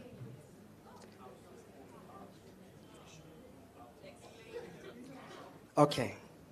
Yes. So there was a response in the potential. In business language, it's not mathematics. It's not 2 equals to 2. It is the potential of your business. So when you speak the business language, always demonstrate the potential. And that is why I wished we were coaching the ones that pitched here. Because I was going to tell them that we want to see the potential of your business. Because the projections comes from the potential. The more money you're going to make comes from that potential. The more jobs that you're going to create comes from that potential. Not just a good business, not just a good concept, but you must be able to illustrate. So when you say, I have 10% of 1 million, you are likely to say that the 10% can increase. Or even the million itself as the capital could increase. But when you speak about the 100,000, you are limiting yourself to the cash that you have in your pocket. So a person says, I have 10%. So in other words, maybe my wish is only if I had 15%, only if I had 12%, or even 20%. Sometimes, when you apply for funding and they say, no, but there must be a commitment from your side, and they tell you in percentages. They don't say, no, put 100,000. They say, no. For what you want, if you can give us 20%, we'll take that as commitment from your side, isn't it? So it is always in percentage-wise. So I just wanted us to start thinking along those lines. But I'm talking about us owning 100% of nothing as compared to 1% of something. Are you still with me? You own 100% of nothing. You are the owner, 100%. You are the only one. But there is someone else who owns 1% of something. You get it? So sometimes we must know, like the taxi industry. The owner owns everything. All the taxis, I've got 8 taxis, they are all mine, 100%. But somebody goes into, I'm just giving an example, in a trucking business and owns 2% of the logistics company. But in value, you'd find that the 2% is greater than that 100%. You get it, ne? So don't always chase the 100% of everything. I think my brother here was talking about expansion. And you cannot expand, or my sister here was talking about expansion. And people want to focus, you cannot do well in expanding your business when you work alone. You need other people. But we need other people for different reasons. Now let me tell you about a product that we have in the department that seeks to bring people together. And I think maybe I must mention that I was fortunate enough that, okay, I have 5 minutes. So I was fortunate enough to go to Spain, to Mondragon University, to learn about cooperatives. You know about cooperatives, ne? Then I came to a conclusion that no. The manner in which cooperatives were pitched, the model, the way it was pitched in South Africa, I think it's wrong. Because if you ask about cooperatives, people will think elderly people. That is the first thing. People will think agriculture. That is the primary sector. In Spain, cooperatives do automotives. You see the what you call these things, the exhaust systems, the batteries, the alternator, all these components of cars are made by cooperatives and by young people. Now imagine South Africa, we have so much high unemployment, and guess what? Amongst graduates. If we can just call an imbizo of graduates, unemployed graduates, and we say, okay, all the ones that did law this side, all the ones that did accounting this side, all the ones that did science this side, and we bring them together. My brother here, he spoke about a hydropower plant that is running, which is in engineering. But imagine if he was to partner with a lawyer, and then an accountant, and then a finance person there, a marketing person there. They are all young people. They are all graduates. The business is bound to be successful. Definitely going to succeed. But if we don't do that, he's going to run the business alone. And he's going to try and be everything in the business. And when you try and do that, some of the areas are going to suffer. So quickly, because of time, for those that are running cooperatives, we give them a maximum grant of 2.5 million. You got it, grant. So we are now using a different model. It's called blended finance in the department when you apply. We give you a maximum of 15 million, maximum. It doesn't mean when you apply all the time you must put 15 million. My brother here runs an internet cafe, and then he's going to put an application and puts 15 million. And then when you start to, there is an adjudication committee. So when we go through the application and we check, what are you going to buy with 15 million? you find that it's, you see, so sometimes we must be relevant to our needs. If you ask somebody, how much do you need for you to start a business? No, I just need 5 million. Then I already know that is wrong. Or no, I just need 2 million. Why? It's because the figure has been rounded off. He says 5 million. Why is it not 4,335,000? Then I know it's correct. You have done your studies. There is a figure that you have put on each item, and when you put when you use your calculator at the end, it cannot always give you 5 million. You rounded it off in your mind, just like most of our, I almost said black people, but most of our people, when you ask them, what time is it now? What time is it now?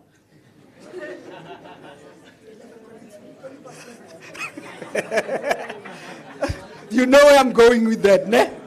It's always at quarter to, it's at o'clock, at quarter past, and whatnot. It's never 13 minutes past after 11. So, in essence, from the department, you can get funding for almost everything. All you need is that your plan must be thoroughly researched so that you convince us. I know that if you, okay, maybe let me explain this concept of blended finance. So with blended finance, it's a mixture of a grant and a loan. So if, let's say you apply for 100,000, we give you 100,000, but you pay back only 50,000. It's 50%. You get it? That is the blended finance model. I'm just explaining that quickly, ne? Because of time. So all I'm saying is, if you have thoroughly done your research, because if, initially we used to give people grants only. But when you say grants, everybody raises their hand. They all want they want money for free. But if you say, so remember that I spoke about the 2.5 million in the cooperatives.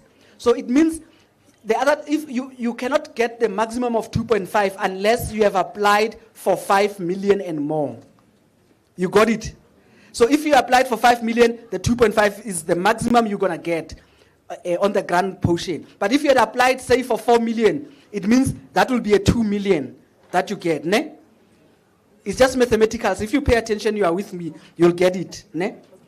So I'm saying you can get funding for almost every business, provided you have done your business plan proper. And there are projections that speaks to the business. So in other words, you know about the potential that your business has. Why we must fund you. And without a market, there's no business, ne? Okay, as I give you the last example, so that I conclude. Sometimes, it's not necessarily a good idea or a good product that sells. It's what the market needs. You remember, music, ne? You remember there was a guy called Mzegezek. You know the song Kukangamatolo. You remember that song? It was so popular. And Loyiso, there is Loyiso Bala. You know Loyiso Bala? He sings beautifully. But let me tell you what.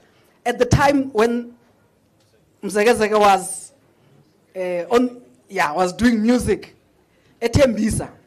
Like Tembisa, normally they've got like back rooms, ne? And of course the back rooms is for rental, ne? Room 1, there will be somebody who had a CD, and room 2, there is also somebody, they've got their own CD. That time we were using CDs, ne? The third room, there is also a CD. Of the same music, you get what I'm saying? And one could say that music was kind of trash, but it's what the market wanted. As compared to that one of Loyiso. When none of those rooms had that CD, Loyiso. We just enjoy listening to him sing. And we say, wow, and we clap. But we can't go to the store and buy. Only 1% would buy. Do you understand what I'm trying to say? The analogy here is that sometimes it's not a good product. Because if you compare Kukangamatolo and the music Loyiso and say which one is good music, everybody agrees this is good music. But this is a selling music. So sometimes you must look at a product that the market needs. As opposed to, yeah, I thought of this thing. This is brilliant. This is good. Oh, everybody loves it, but nobody buys it. Only if people are willing to spend their money on the product, then work on the product. Thank you very much.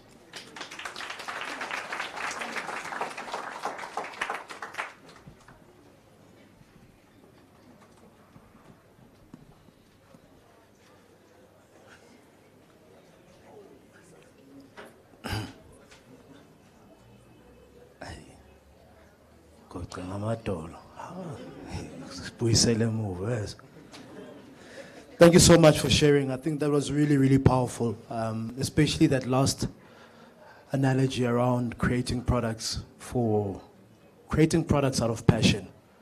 Then people don't buy them. So really, really powerful. Thank you so much, Mr.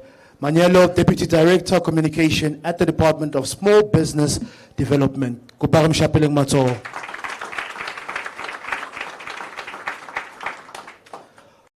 All right, I've got a prize to give away. And the prize goes to the first person to arrive. So that's not you, my brother. He's looking at me like, eh? 99.9% of you are out of this. Nkosi nati, tukane? Nkosi? Eh, mari, nkosi nati tukane? Hey! Let's show some love for Nkosi.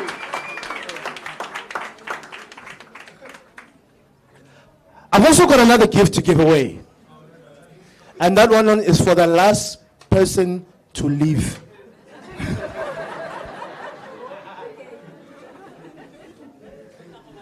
Hey, yeah, all right, I've got a lot of social media engagement. Ritumeti, Penete. Ritumeti, please come to the front. We're giving you a gift. Kuparam Shapeleng Matsoho.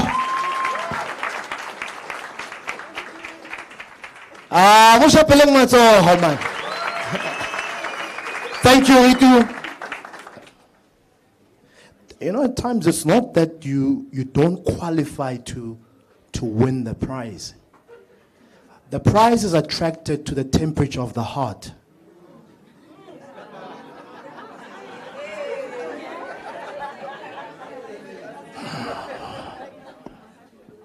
Why mina banganginiki? Yabona inhliziyo yakho. We've got so much more prizes to give away, but are you enjoying? Are you learning? Yes. So just to give an update of what's going to happen, because you've been sitting for some time, we're going to have two presentations now from two powerful entrepreneurs who are from here. Because we always believe that the benchmark or the person that we think is out there doing stuff that we don't know exists in the very same township and streets that we live in. There's nobody who knows how to run a business in Bloemfontein better than a person who lives in Bloemfontein. Hayo. So you want to hear it from someone who's lived here, who's growing up here, and now they're doing well. Who best to hear it from, right? Then after that, we're going to go into some networking for you to meet new people, make some business, connect with each other. We've got Mbawula Chat. We announced the winner. We have lunch. We're done. Are we together? Fantastic. All right, so I'm going to call upon Mpo, Rose, Mukele. All came with some supporters. It's important this day. Mpo, she's incredible. Those of you who follow on social media, her passion for entrepreneurship and what she does. Let me read a bio before we play a video, before she comes up on stage. Who is she? Kimanga Mpo. Founder of Kananelo Cleaning. Mpo is the proud owner of Kananelo Cleaning Services, a leading provider of top-notch cleaning services and cleaning products manufacturer in Bloemfontein and Tabanchu. With a passion for delivering exceptional cleanliness and customer satisfaction, she has built a reputation for reliability, trustworthiness, and an attention to detail. Her passion is infectious. Please can we put our hands together for Mbawula?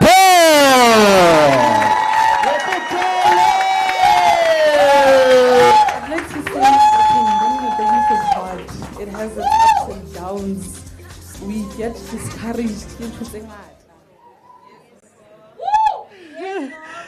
Oh, hi everyone.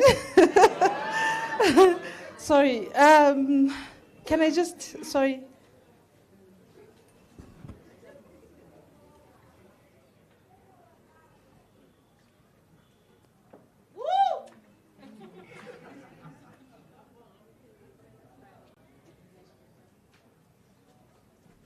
Okay, sorry. Like the MC has mentioned, my name is Mbawula. I am the founder and managing director of Kananelo Cleaning Services. So Kananelo Cleaning Services is basically a hygiene company. So I found a way to make it look, sound nice. Yeah, so Kananelo Cleaning Services is a hygiene company. We do cleaning services for individual households and for private sector businesses. Our services includes deep cleaning. So we deep clean your houses and your offices as well. So we give you peace of mind while you do the most important things in life. And we also manufacture cleaning detergents. We supply individual households and businesses as well. So this is not my first time on the glorious tea stage. So last year I was a pitching competitor in Tabanchu. So I do understand what you guys are going through. I understand how you guys feel. But this tea stage, the platform that we're given, it opens a lot of doors. So even if you win, just for being on stage, just for being here and telling us what you guys do and trying to communicate your ideas, that can open a lot of doors for you. So last year, after I won the pitching competition, I had, thank you, a lot of doors opened. I had a lot of opportunities. I started getting attention from different stakeholders. I started getting attention, relevant attention from different stakeholders that grew my business. I was, okay. Yeah, after I won the pitching competition, I got opportunities, right? So I got attention from different stakeholders like the government, like Destia, NYDA, and SIDFA as well. I was able to produce now on a bigger scale my products. Now our products are found in shelves. So here in Bloemfontein, people can find our products at Bochabela, and then in Tabanchu, they can find them at Evolution, Print and Internet, and other local business, shops. We were also able to tap into new markets. We were able to now extend our product offerings. We're now able to supply schools, daycare centers, which is something that we were not able to do.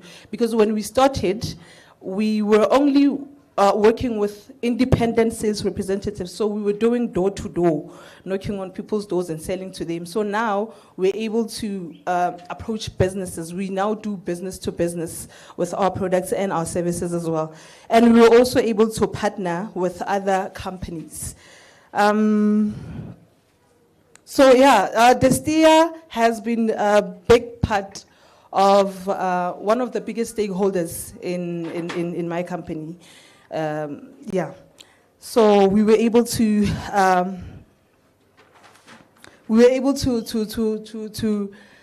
penetrate the market and be relevant in the market as well.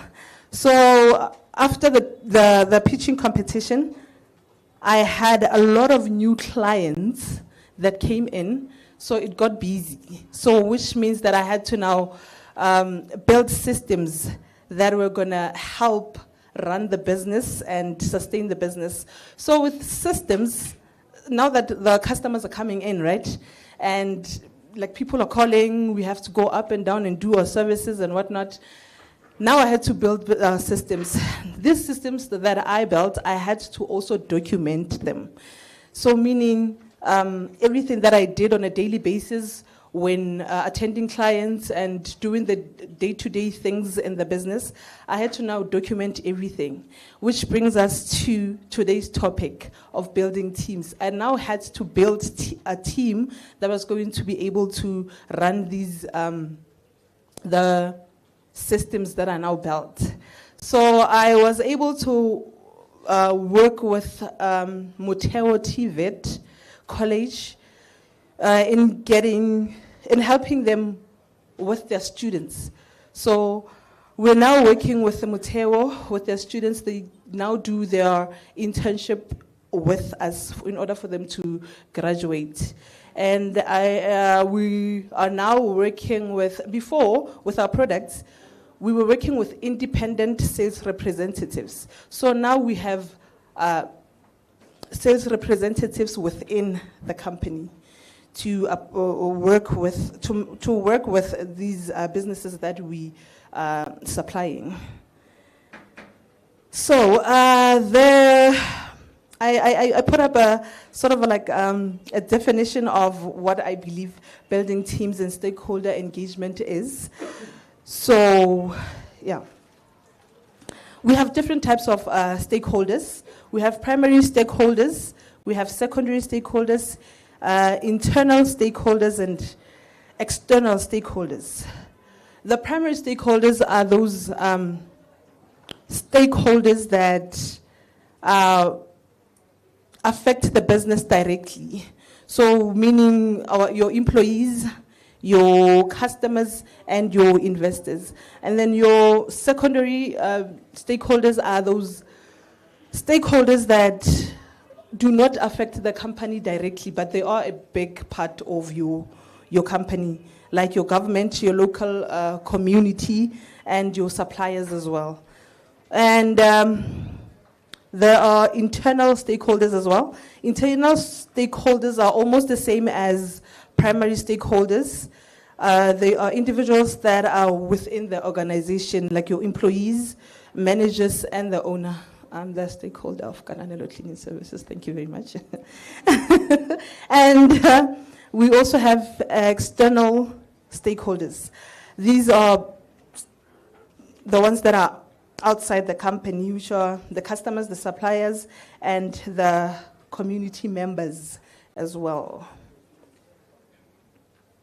So the importance of having stakeholders in your company is very crucial to have stakeholders. They help you gain valuable insight and feedback. Obviously, you need feedback when you're running a business in everything you do with your suppliers and your customers as well. And they help you build a support for your business. Now I have a lot of support. Yeah, they help you build support for your business. They help you mitigate potential risks and conflicts.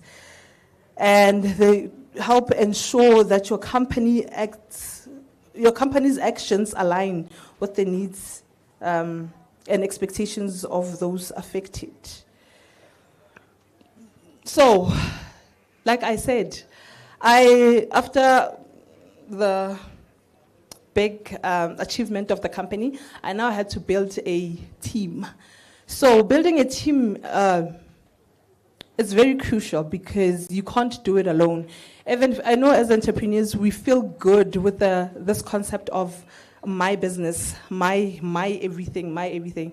But you can't, in reality, you can't reach the number of customers that you would want to reach as an entrepreneur alone, which is why I was able to decide to have sales representatives. So in order for us to emphasize the importance of building a team, I'm going to need us to all do a little exercise.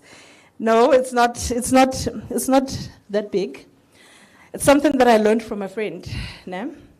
Can I please have you guys participate? It's not a lot. So you're going to use your two hands. Ne? So this is you. You are running your business. Ne? Let's do this. Please do this. You're alone. Ne? You're running your business. As time goes,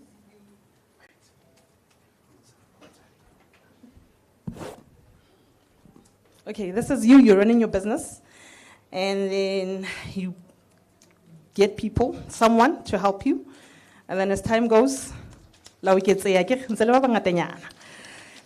you making noise, this is you advertising your business, communicating your message, and you add more people.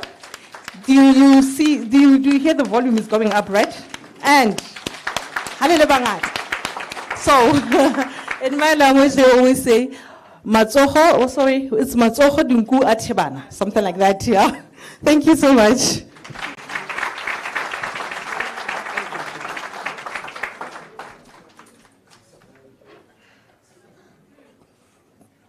Please, can you come back on stage? Please come back on stage. Okay. Let's give Mpumba a round of applause. You're going to look straight into that camera. You know the drill. You know the drill. All right, we've got another presentation coming up. Every time I see Mpum, when I start clapping my hands, then you must know. And please, we have a gift for you, Mpo.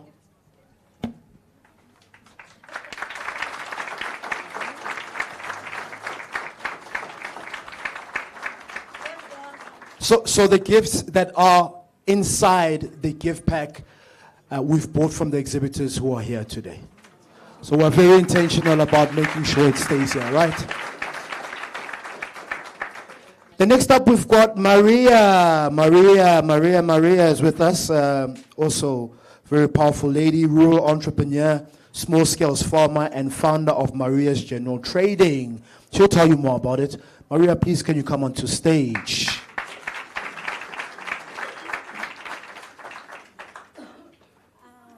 Coming here today, I didn't even think I just came.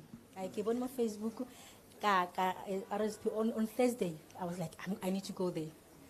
Now, everything, I would say, Willie, I'm telling you, I'm standing here, I've lost everything. Like right now, I'm a laughing stock. I'll be in town in later and be like, like everything, I mean, marriage, work, everything. Like I started from Mkuku, no. My kids going like, Mom, when are we going home? I'm like, this is home. They don't understand. So, to some extent, I almost killed myself. I was like, I'm done. But hearing what she said now, I'm glad I didn't kill myself. Like,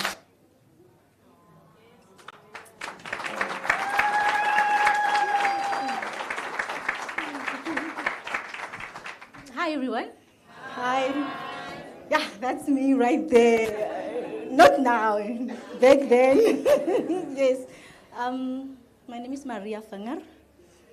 It's a Westminster. And the N8 between Ladybrand and Tabanshu, middle of nowhere, 30 kilometers from both towns. And when I came to T, yes, I lost everything. More than 10 years of marriage, gone down the drain, had to move back home. I remember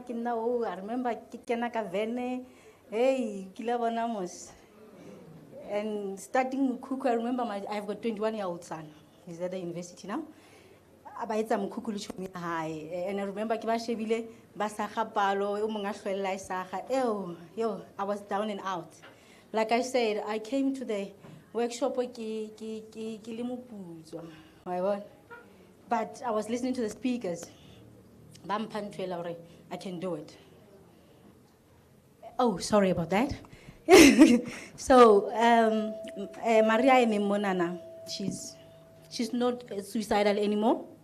She's a businesswoman.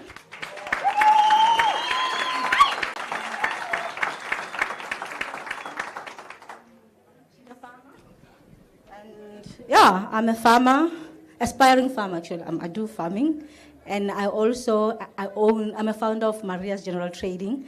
Under Maria's General Trading, because I'm a single parent. You know, when you're a single parent, you work twice as hard, because now there's no one helping you out. So everything you're doing, like I'm a dad, I'm a mom, I'm doing both. So under Maria's General Trading, I have Shoni's Lingana Organics.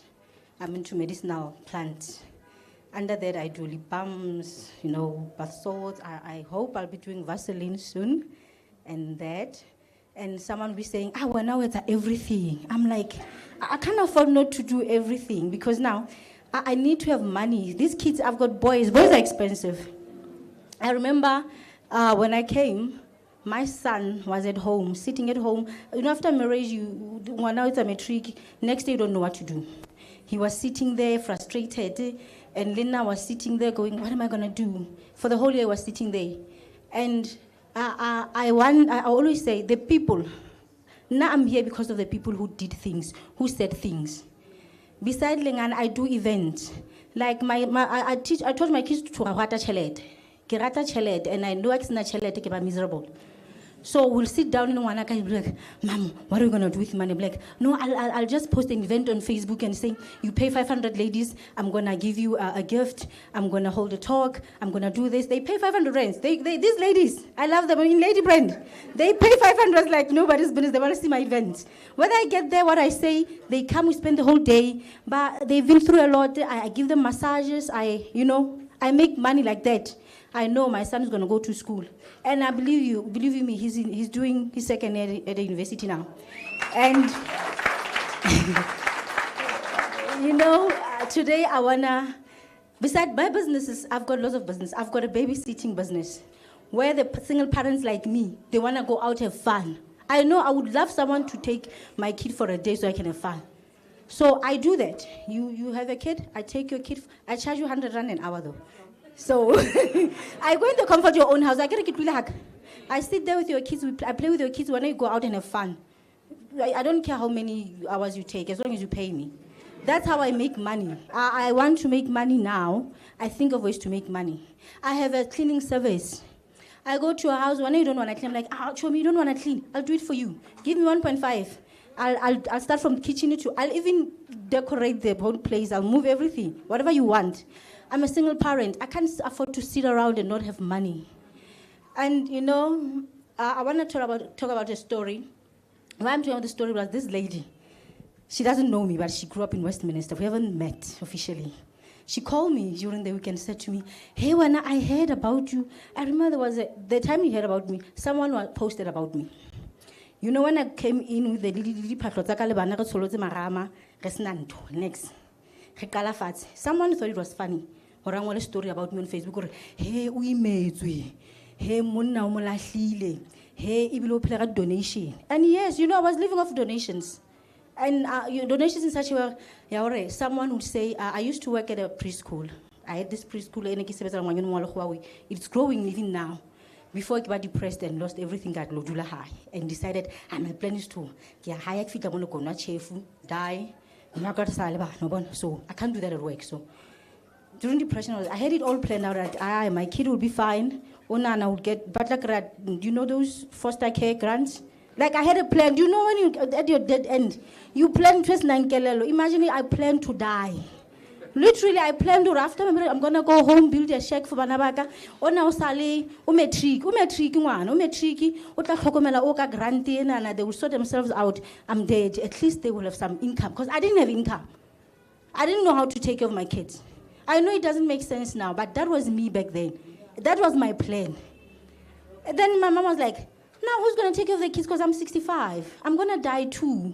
She found me there trying to drink the thing. He's like, that's crazy. Who's going to take care of your kids? Your kid is writing trials now. He's going to fail. And I'm like, yeah, ne? I stopped. I was like, he's going to fail. And then he's like, and he's going to kill the father. And he's like, if you didn't do this, my mom would be alive. He's going to end up in jail. You know that? My mom said that. I was like, it does make sense. Imagine because he killed the guy because the guy it doesn't make sense. I've ruined so many lives. So the businesses I have now, they are from pain. From pain, you can build something. And it's okay to start over, guys. It's okay go tlela hae o tsholotse marama go re o feletswe ke dintho o tsheua nna ke ne ke tshewa le ke pistipa se hole o ke bona o tsheua to such an extent o batla re why motho a ntsheya because she's worse than me mara wa ntsheya. And believe me, I fitla mo le hae mme wa ka next do tla ba gwa kana ba le ba la hlweng ke banna. And you like untsa re nna ba bona.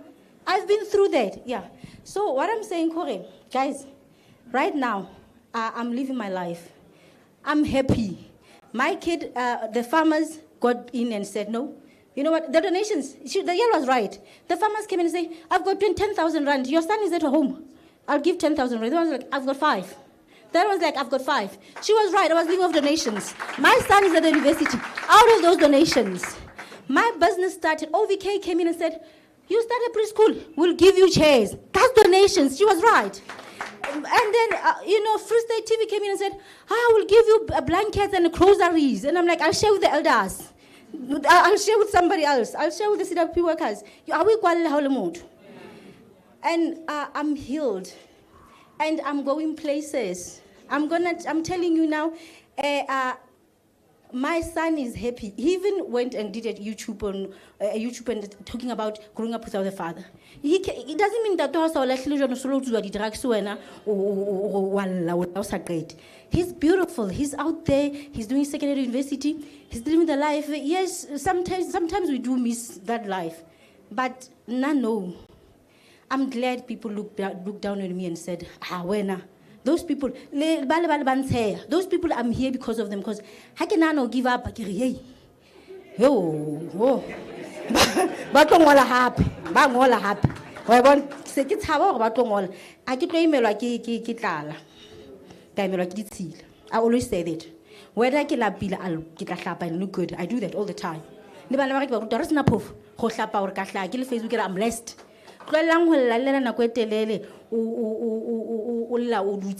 You act, you do something. Until OVK recognized me, until TV, start with what you have. Next, but I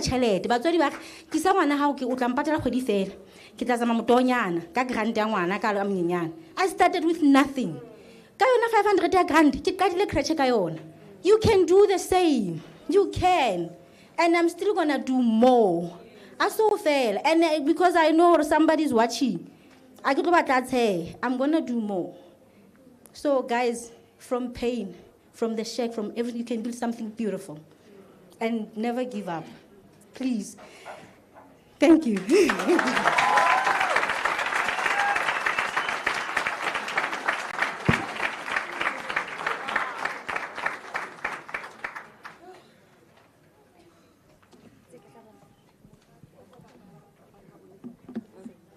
A story of resilience. Wow.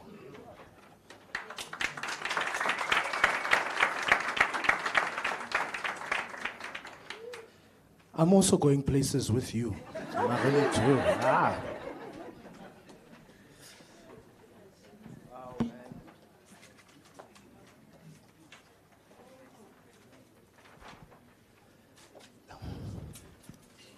You know, we can speak about building teams, but entrepreneurship is tough. It's a lonely journey. There are things that happen behind the scene that nobody knows except you. And I think your story, Maria, it's an inspiration, man. It really is an inspiration. When we saw that video and we sent it out, it touched so many people. And we wish you all the best as you continue to build and grow. One more time. Thank you so, so much.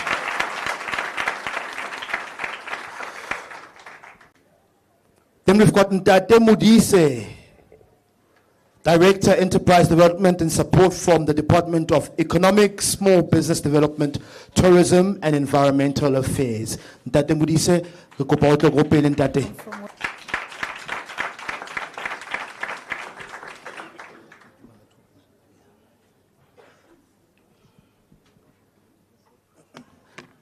Dumelang.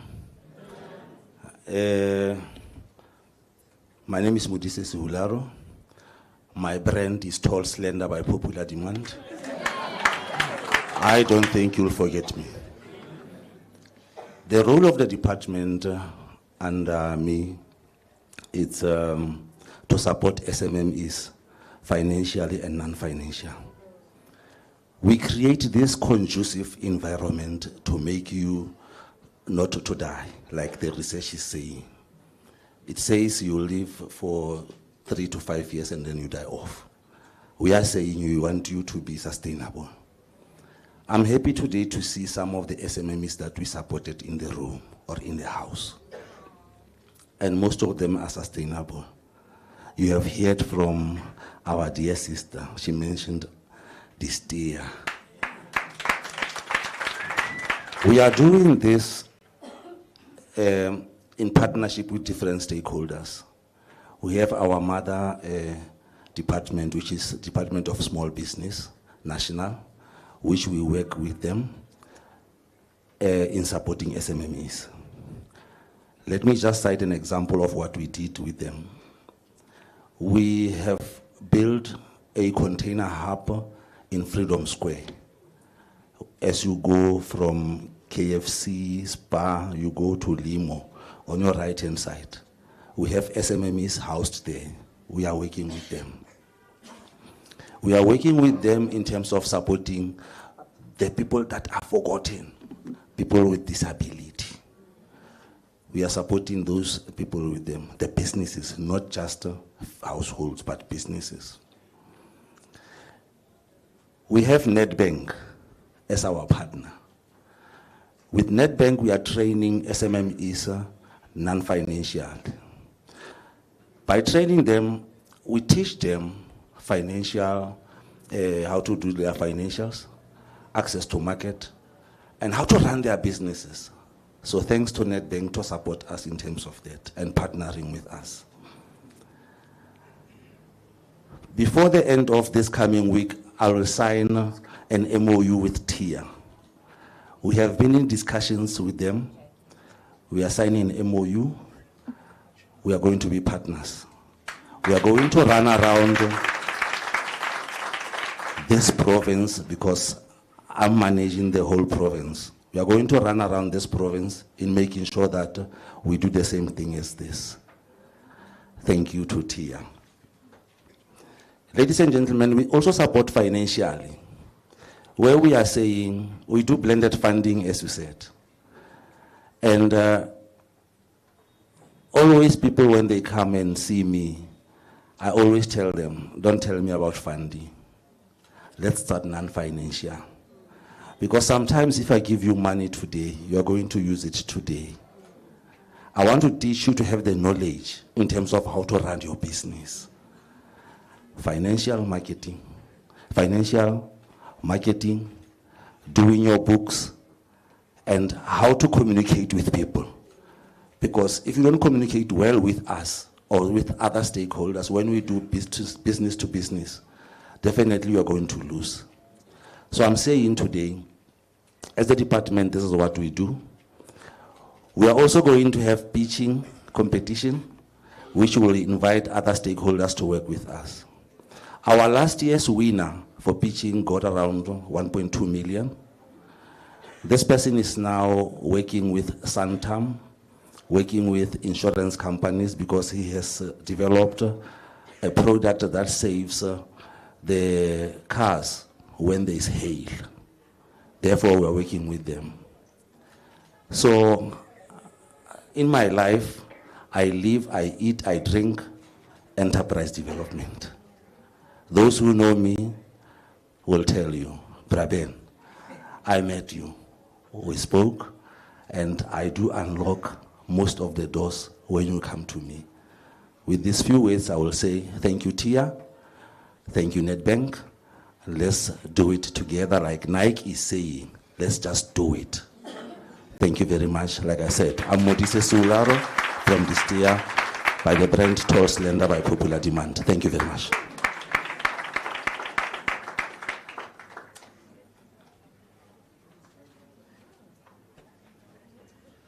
Thank you so much, Tate Modise. Director, Enterprise Development, excuse me, and support from Department of Economics, Small Business Development, Tourism, and Environmental Affairs. That must be a long business card.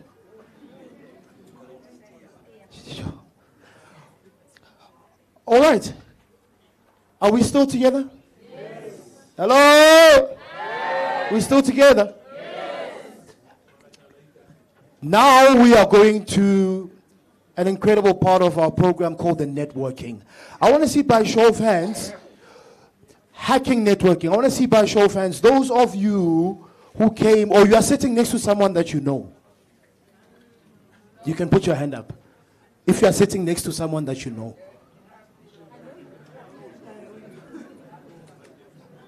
The most important person is the person that is sitting next to you, especially the person that you don't know.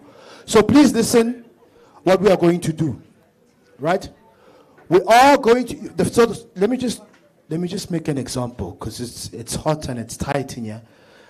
First row, you're going to stand up, and you're going to network or hacking networking with the second row. So you're going to form a group, first row and second row. Then third row will form a group with the fourth row. Are we together? Can we try out the first row?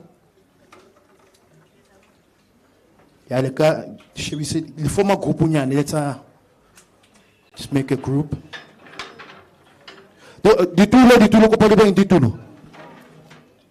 You just stand, So you stand, keep the chairs where they are, and you stand. Okay, second group, you can also stand. Sharp. Third group, stand, and then you've got your team there at the back with the fourth row. All right, can we do the same with the middle row? Can we do the same with the right as well? First row, the second row, third row. So it's a group. You are forming a group.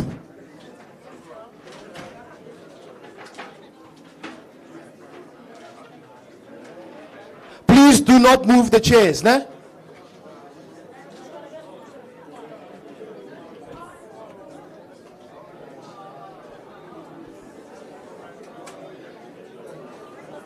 All right, have we created, which row does not have a row that they form the group with?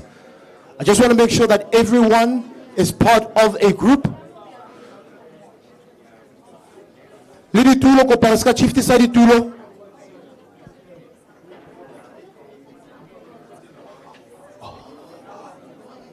All right, so please listen, because I'm going to give you instructions. So there's three things that you're going to do in your group, in this new group of yours. So you've now, it's not even a group band, because it feels like we're at school. It's a social enterprise. Social enterprise, now you're going to give it a name. That's the first thing. Can you hear me at the back?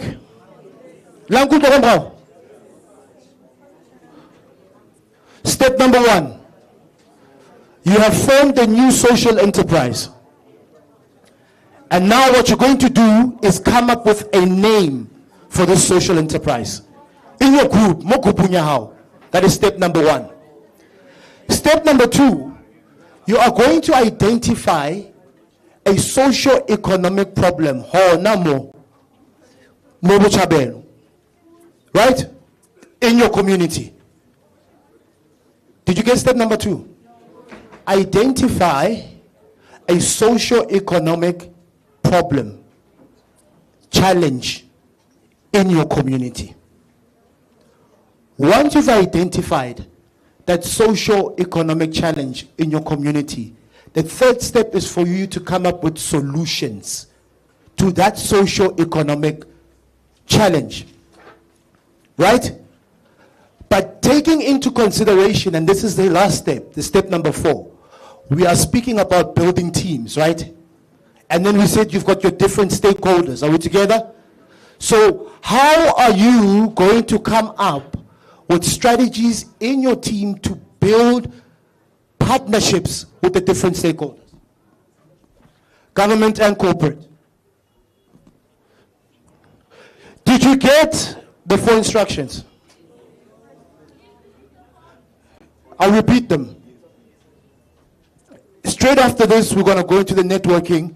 Not networking, we're getting into Mbawula Chat, and then we've got a legend in the house. Then afterwards, we are going to announce who the winner is. Let me repeat the 4 steps.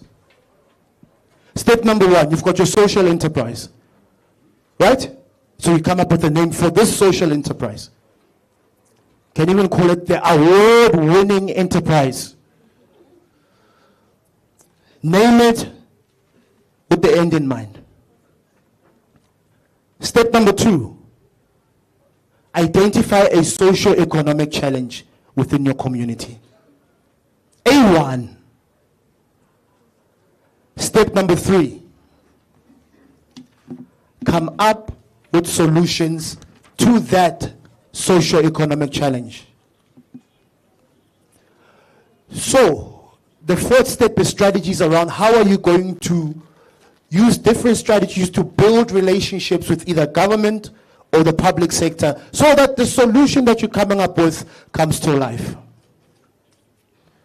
15 minutes is the time that you have. All right. And then after this, we've got the Mbawula Chat with Tate Ben, who is in the house. Looking forward to that. 15 minutes, your 15 minutes starts now.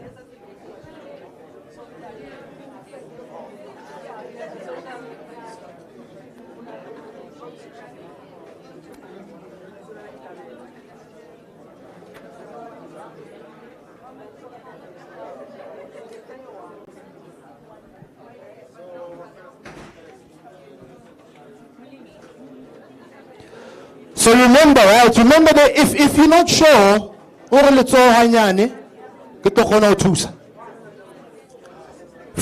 minutes. You must have a name by now already. And so please.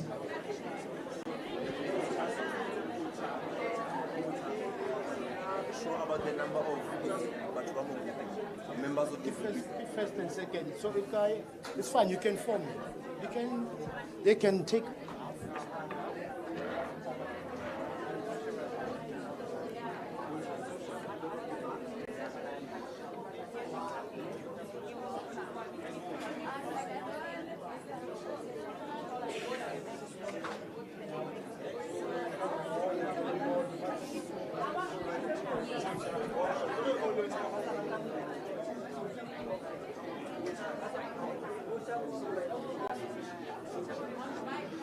Okay, at least the libito here. I hope that you're on your solutions now.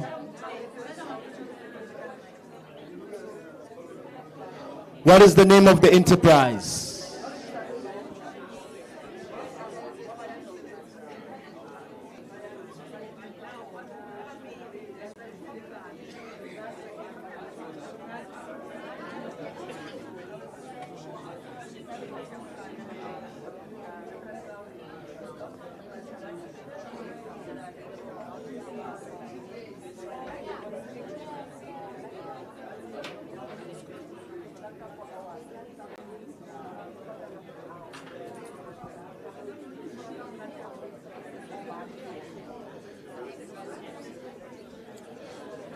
Please don't be shy. Everyone must get an opportunity to speak. Go for an opportunity to share what they have to say. Please contribute to the discussion. Please contribute to the discussion. Your input is valuable.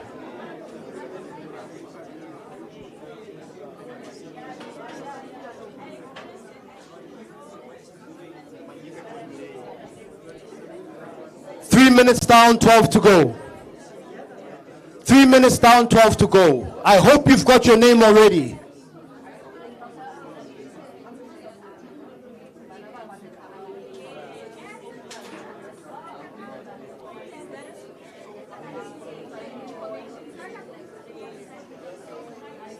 Your input matters. Contribute to the discussion, please.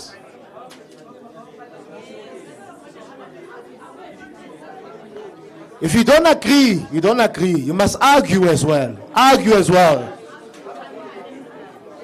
Constructive feedback, that's how you build teams as well. Argue.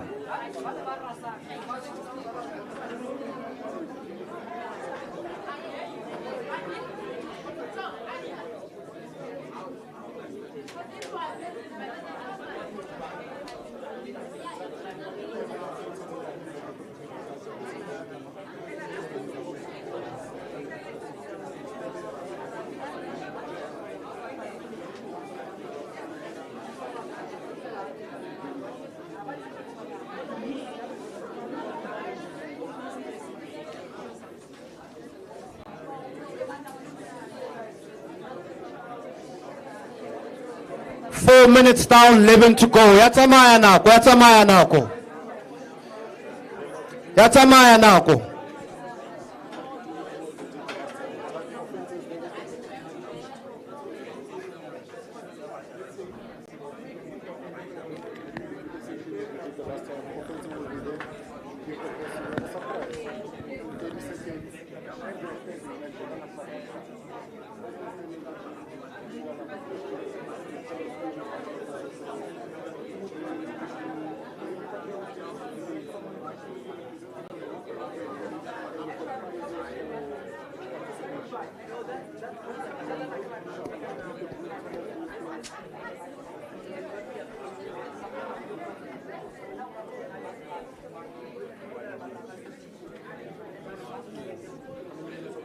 Ten minutes to go.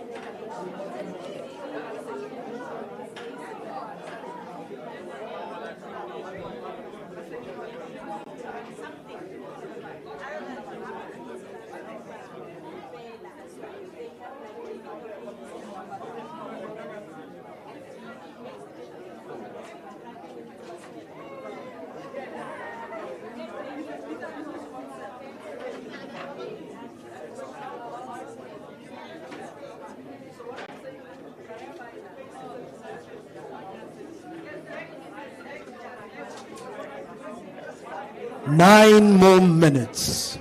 9.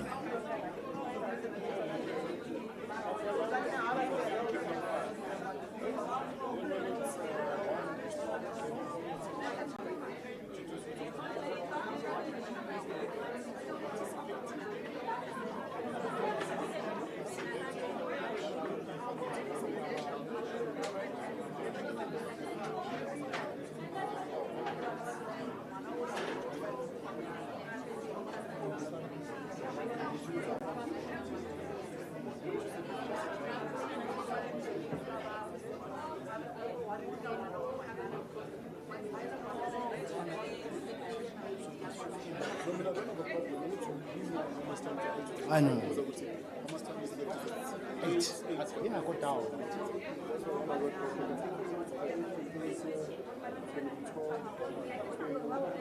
That's the 3, 12, 23. Then I want Mr. Ben to be here 12, 10. 8 more minutes to go. 8, 8, 8.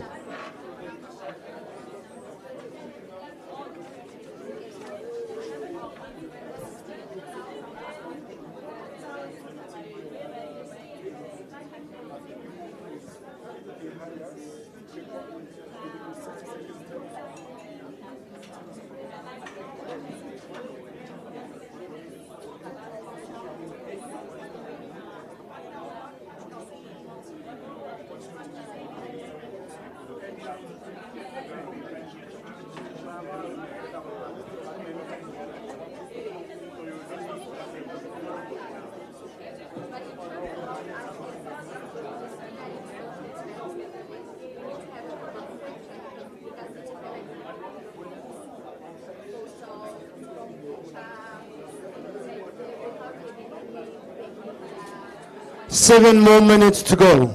7.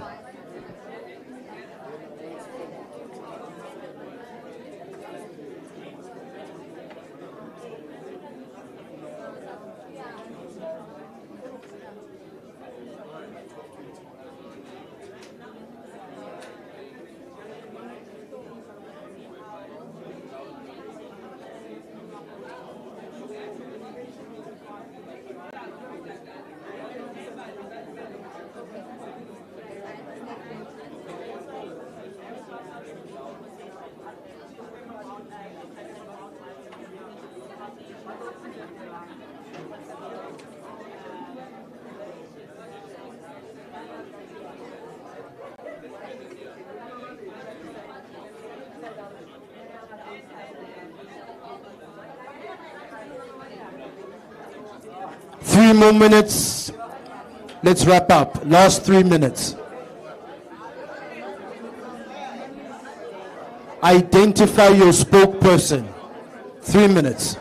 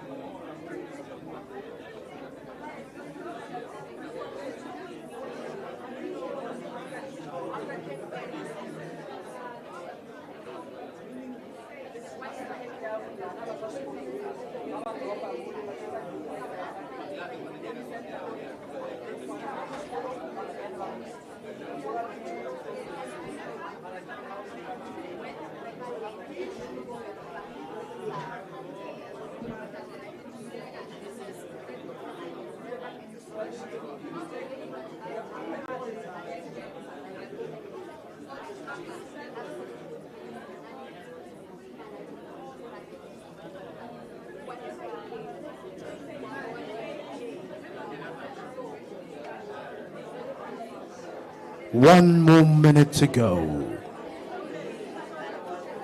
1 more minute to go.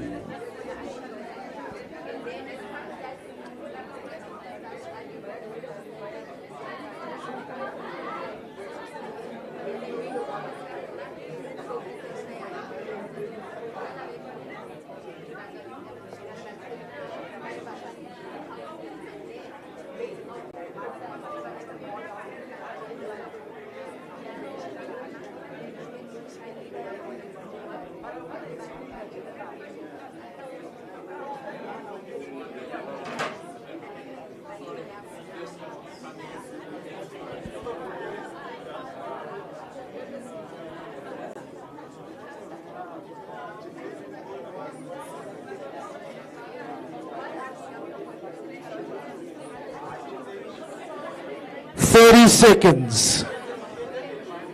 30 seconds.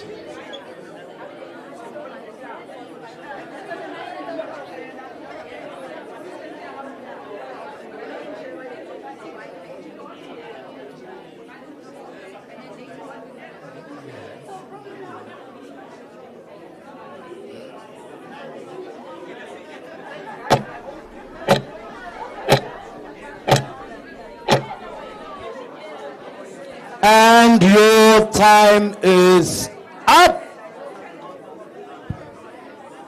Chaile time, Chaile time. Please stay standing. Please stay standing. Your time is up.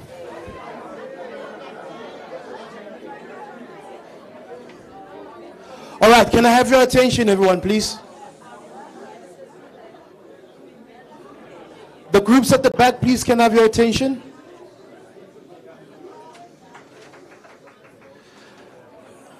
Thank you so much.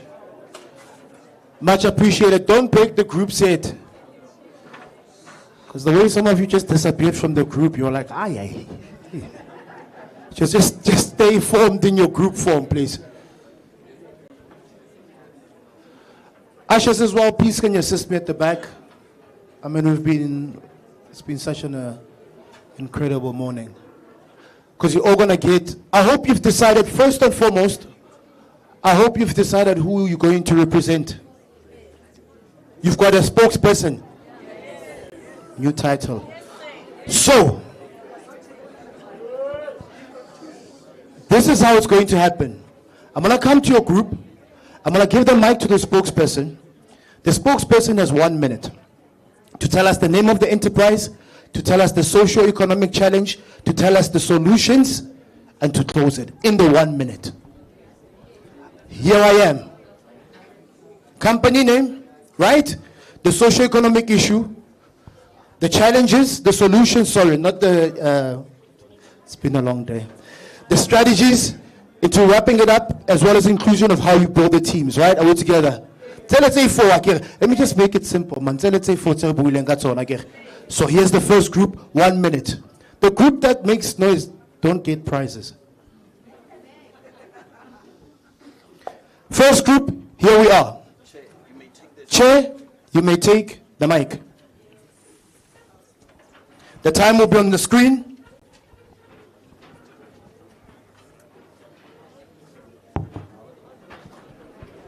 Please don't sit. Stay in the groups. They can't see. Okay, you can sit. Now I thought that maybe if you can't sit, or try it's all like a group, or you stay together.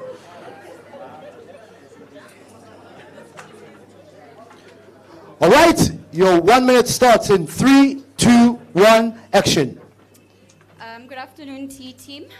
We are from Bocha Movement. It's a PTY Ltd, and it was formed by concerned citizens of Bochabela. And as part of the solutions or the problem that we have is the high rate of unemployment and drug use. And how we mitigate this was that we have bought land. And with the land that we've bought, we are producing produce, which we are then supplying to our local suppliers. Like Kayla K is one of our clients that we're supplying to. So corner market, we do fresh produce. And the reason why we went with this solution is so that we can get people to have access to information and also markets. The reason why, I'm so sorry now I'm digressing, I think I'm getting nervous. So sorry, is to provide access to information, but also now getting the youth that work, that live in Bochabela as part of the solutions that we want to drive. So they get employed through the... And your 1 minute is up. You already won. Move on. Hey, where now? Hey. Next group.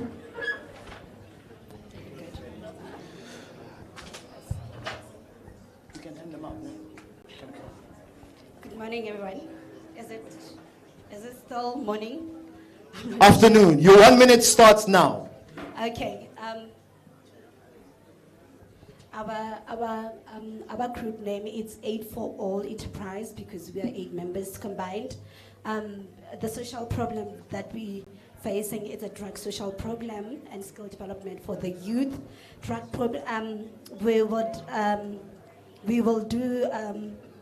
will acquire this challenge, drug, by rebuilding the boot camp retreat and rehabilitation and teach them the skill to be placed in the business after they're completing the boot camp.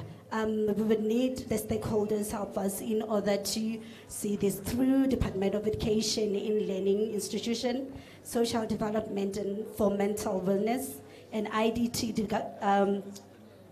for placement and stipend, and CETAs for placement skills. Thank you. Your time is up. Thank you very much. It's fast, 1 minute. Time, quick. Let's move. Where's the next group?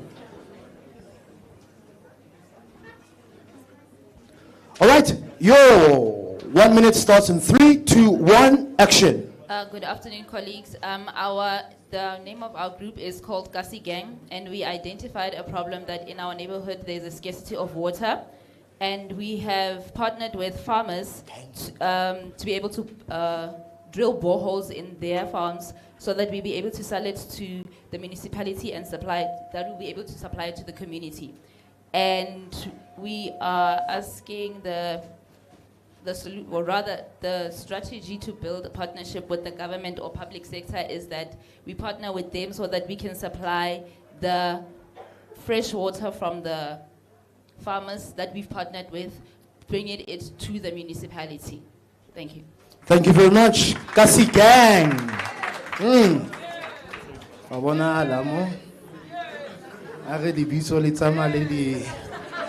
Okay, next group. Where's my brother? Mike, quick. Who's speaking? Gwen. Okay. Brother, fast.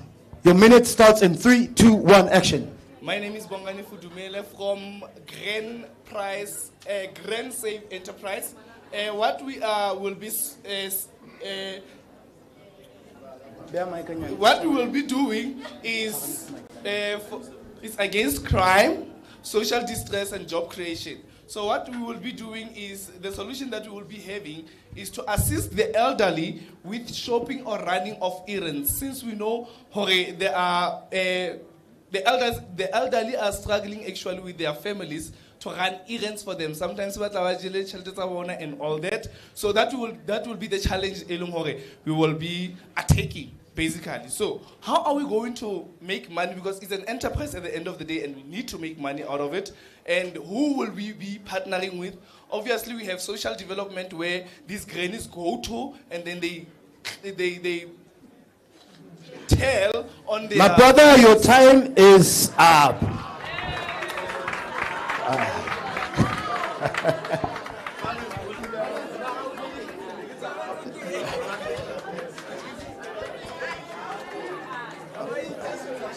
All right, we have a next group.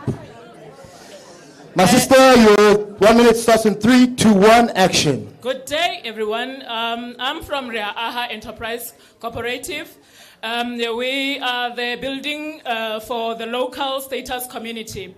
And then we are only going to focus on the revamp buildings that are around Bochabela and also the Bochabela area.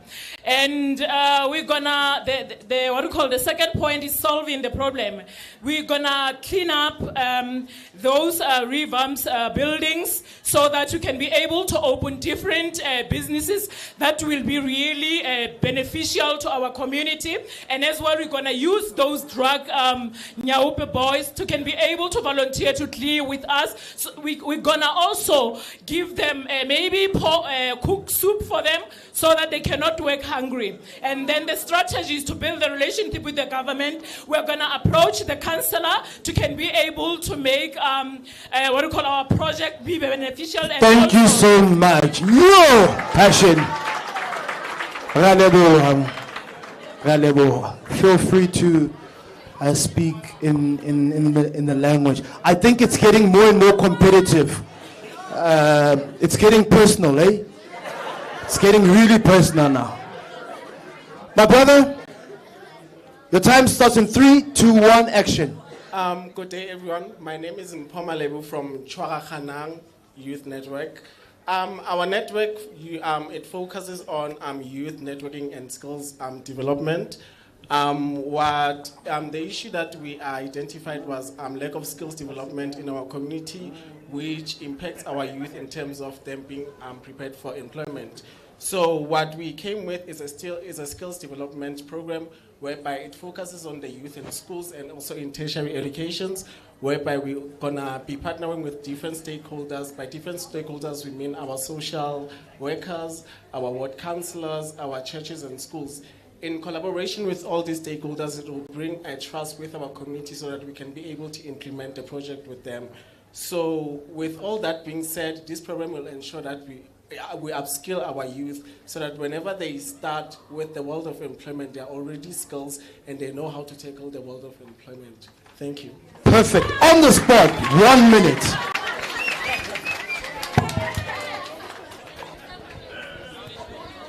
All right, where's the next group? Where's our next group? There, at the back. Oh, you've got the mic already, my brother. All right, my brother, your time starts in 3, 2, 1, action. Thank you very much. My name is Marumo. Our program is Ubuntu Cleaning Organization. It's an NPO which will be focusing on cleaning the environment. We have identified the issue that we have as a community, that the environment is populated by dirtiness. So our solution is to bring unemployed individuals and drug abusers to the program to assist in cleaning our community. All the trashes will be categorized and then be recycled to bring funding to the business. The potential of keeping our environment clean is that it attracts the investors and it keeps our environment safe and away from harm. I submit. Thank you. Thank you, sir.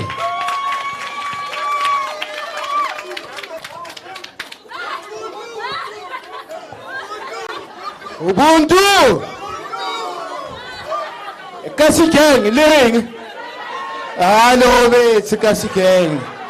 All right, we've got a group as well this side. Can we get the mic?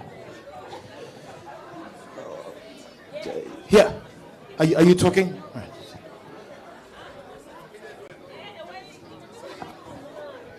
Okay, no, it's fine. Chance again. So who's this group? This group? Guys, can't you part of the... Okay, my brother, here's the mic. Let's move. Good day, my name is Keswa from Ikaheng. The problem solving we have is unemployment and drugs. How are we going to do with this?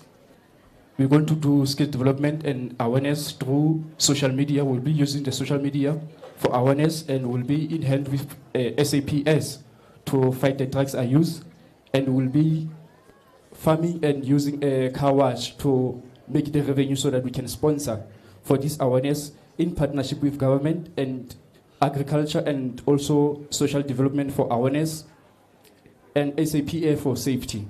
Thank you. Thank you so much, my brother. Next.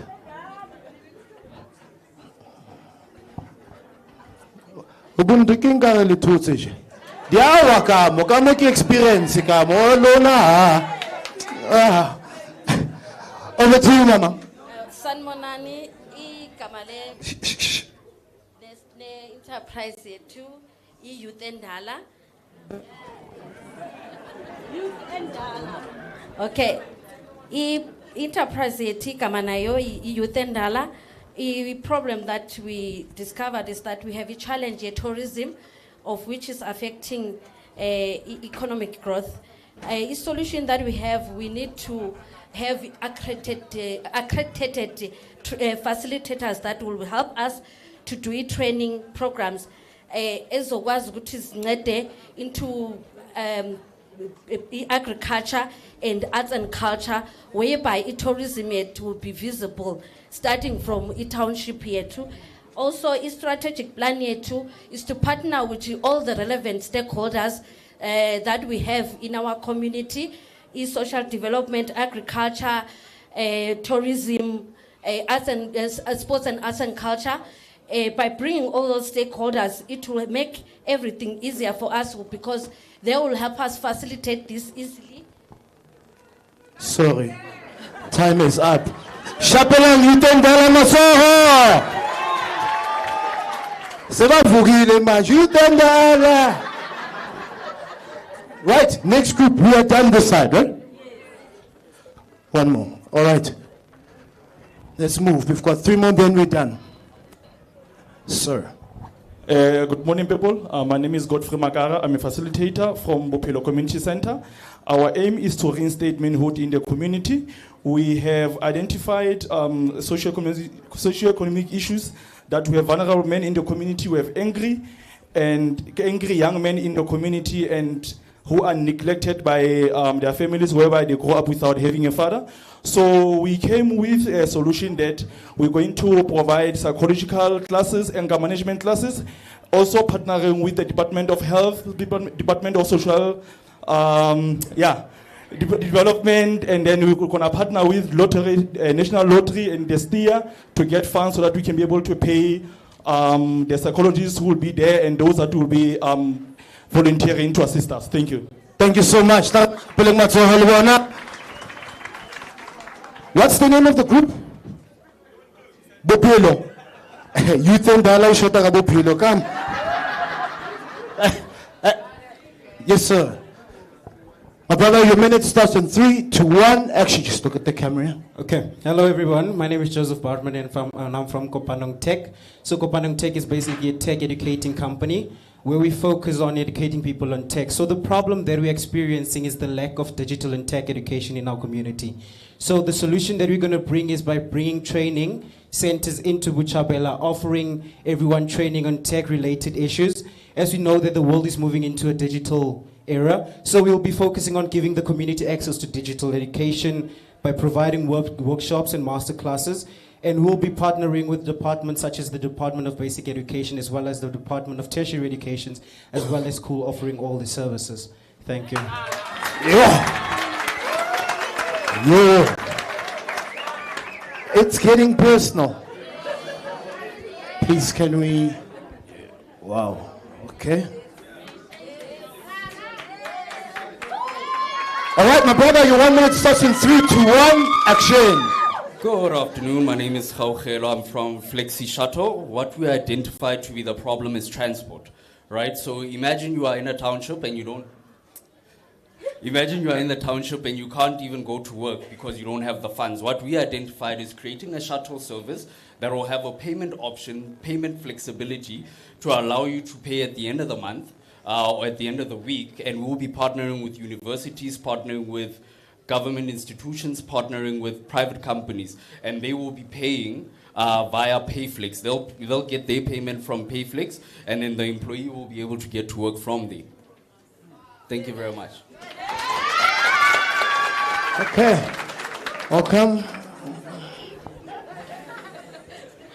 It's very competitive here. Yeah. Yes, we've got 2 more and then we are done. Over to you, ma'am. 3, 2, 1, your minute starts now. Good afternoon.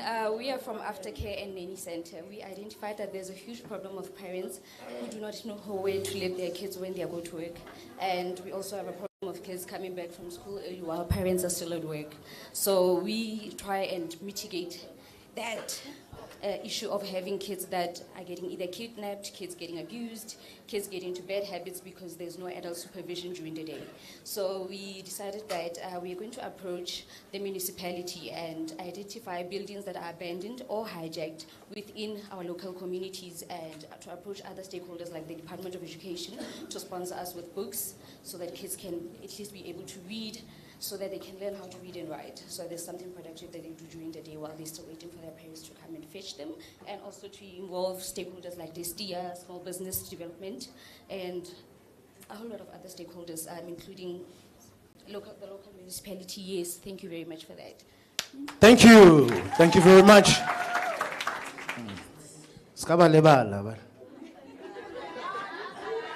Skalebala youth. Yes.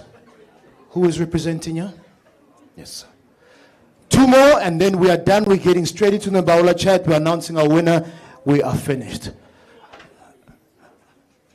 My brother, your time starts now.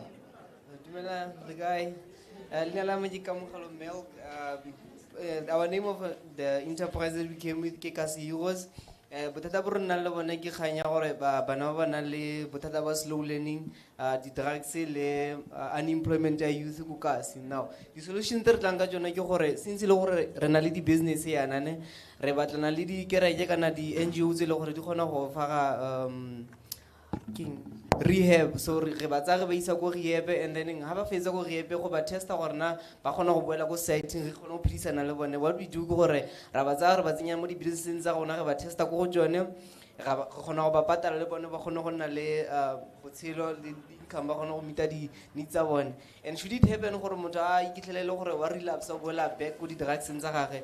What we do go instead of giving them money, re tlo tseya tšhelete ya teng and then assess gore ke eng e le gore ya shorta mo go wena that we can cover ko wena. For example, o kry-e le gore o tlhoka bo diaparo, you take tšhelete ene o tshwanetse gore go neele yone, and then ke yone e le gore re go e berekisa gore re itlhele gore o na le diaparo, o na le bo diteng, And whatsoever your wa e tlhoka. time is up.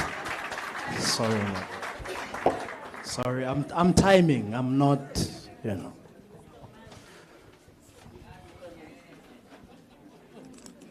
My brother, your 1 minute starts in 3, 2, 1, action.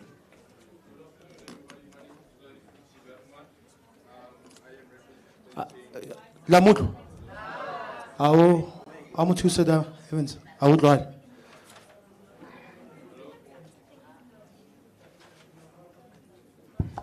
Hello. Yes, sir. Good afternoon, everyone. My name is Tulani Futi Bergman. I am representing People's First. Our the issue that we are focusing on is social development. Our vision is to be purpose-driven. We want to promote and encourage younger people or youth who are still in school to focus on skills such as IT, workers' collar skills such as plumbing, construction, of course, which is all by their choice, so that they can learn these respective skills out of their own enjoyment. The stuff that we also will be providing are sport and arts and culture from our recreational facilities, so that they can learn and explore other ways of spending their free time, rather than drifting around on streets, smoking drugs, and your stakeholder time is up. Thank you so much. Thank you. Can we please get the mic? Give yourselves a round of applause. Give yourselves a round of applause. I think part of building teams is that constructive criticism. That back and forth, but respectfully so. Because you've got your view, I've got my view. But now you're challenging and then when they take time to really explain, you're like, oh, konjenori. And I think just one of the lessons we can take on a serious note as we build our businesses and build teams is to allow the people that we work with to express themselves without judging them initially, to say, like, how can you think that we must do that? Give them time, let them speak, let them share what they have to say, and then we can have a conversation. Are we together? Who do you think walks away with this one? Who was the best?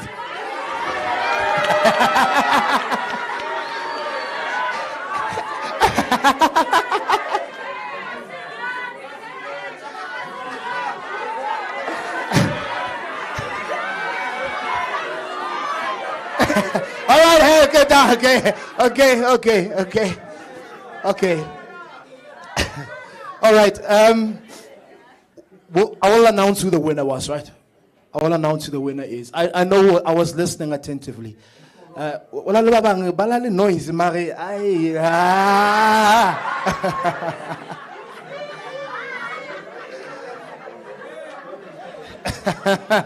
Hey! Okay, I need 3 hands, please. 3 hands. Okay, so first hand I saw, second hand I saw, third hand I saw. You don't know why you put up your hand, but your hand was up. All right, can you please get the mic? So all you're going to do, beautiful ladies, just tell us your name and what are the 3 things that you learned from today? Okay. Yeah, 3 things. I'm going to announce the winner at the end.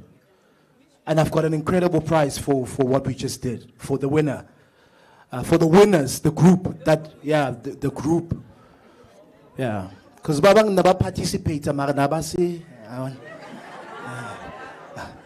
right, your name, today's session, what stood out for you? What are the 3 things that you learned? Okay, My name is Mamadou Pichilwane, affectionately known as Candy because of a beautiful touch. Thank you.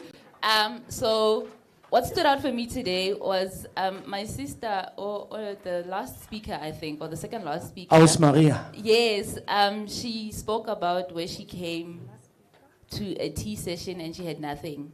And today I came here feeling like that.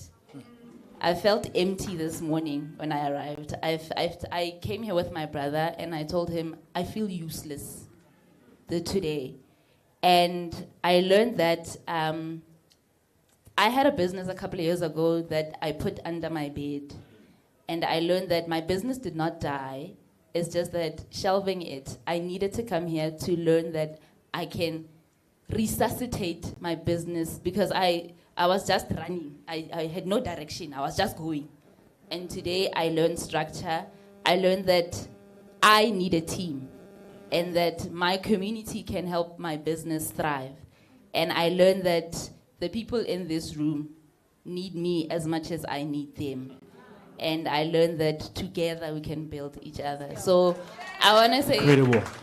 I want to say T, Nedbank, Destia, and the other stakeholders that I forgot their names. I apologize.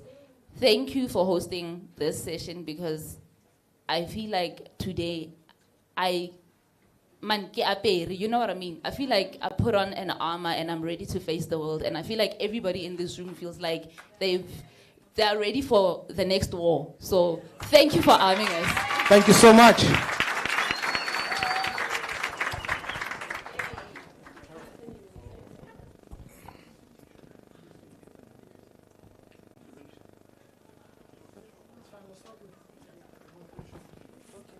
Hello, everyone. I'm Julia Majara, owner and founder of Summer Harvest Fruit Desserts, Pty Ltd, situated in Mangaung. Today I've learned a lot that no matter how small your idea or business is, as long as you have the right places to knock at and the right places like to get information from, you can grow it and make it where you want to take it. I mean, there's a lot of us here with businesses, and no matter how small or big, they can still grow. And I've learned a lot from the lady of cleaning services that you don't have to start the fundings and whatever. You can start with whatever you have. You will grow and learn as time goes on. And I'm so happy that lady Wadi Biltong, I remember her from last year, and seeing that she's really progressing and working hard, it also inspires that we also need to put so much work. Thank you so much. Thank you so much. Thank you. Thank you.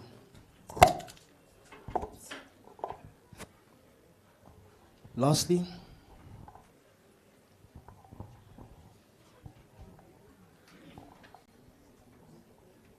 yeah, I think it's on.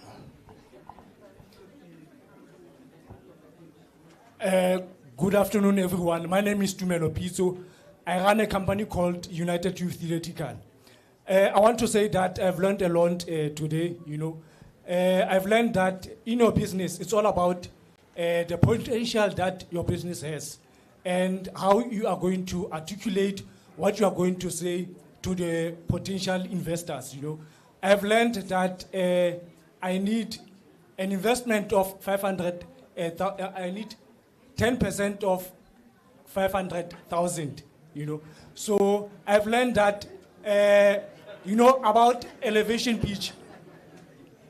I have learned that in every opportunity that you get, you can use that opportunity to the best of your abilities. You can come across opportunities that are there.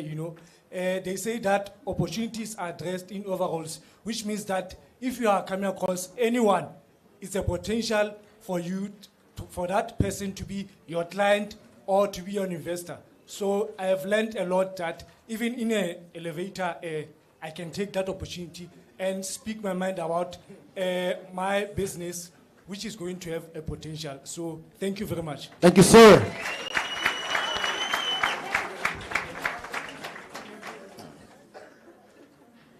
Never forget us when you're in the elevator. We're going to have the Mbawula Chat, but I just want to say before I introduce our next speaker is platforms like this are created for you. For us, it's when we do come back, not if we do, when we do, because we will be back.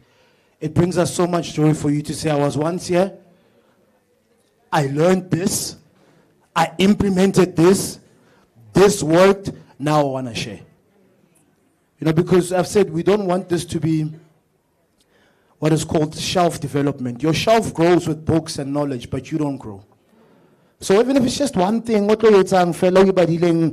connection, at least you are implementing something that you've learned. Are we together? So people say, I get another talk show, get another workshop. That's not what it's about. She saw you. You are an inspiration to probably someone that you've never met before, but they've been seeing what you are doing because you are implementing and you are growing. And you are all growing. So Ishapeleng Matso, every single one of you, give yourselves a round of applause. Bulelane.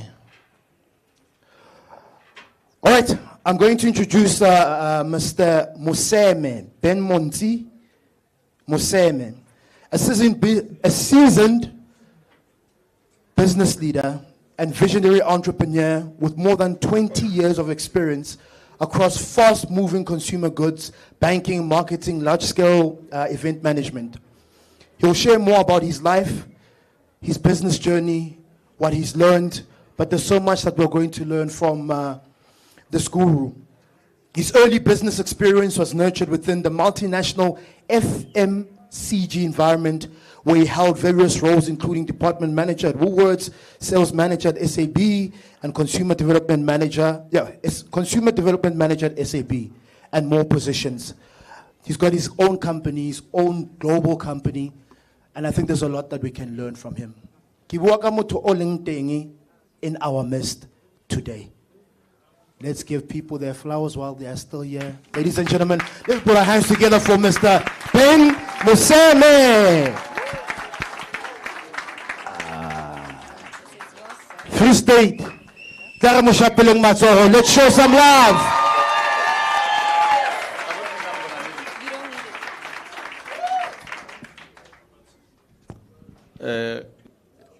Thanks, Program Director. Let me first start by thanking the landlord. Anytime, you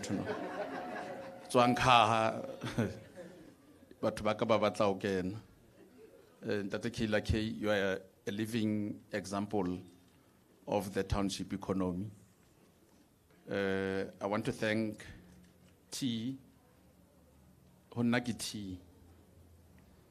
for the initiative. I've got friends who've been talking about this. I took them to Standard Bank, I took them to FNB. We've been trying to meet Ntate Netbank, Ntate Karabo. I see it live now for the first time. I've seen documents and proposals and presentations. I want to thank the department this year for the presentations, and in particular that you are accessible and you give us as risk takers that opportunity, the warmth to approach the department and to present. Initially, I had presented, and also thank the main sponsor, Netbank, the exhibitors, and for all of us for being able to make time to be here. I think we deserve a round of applause.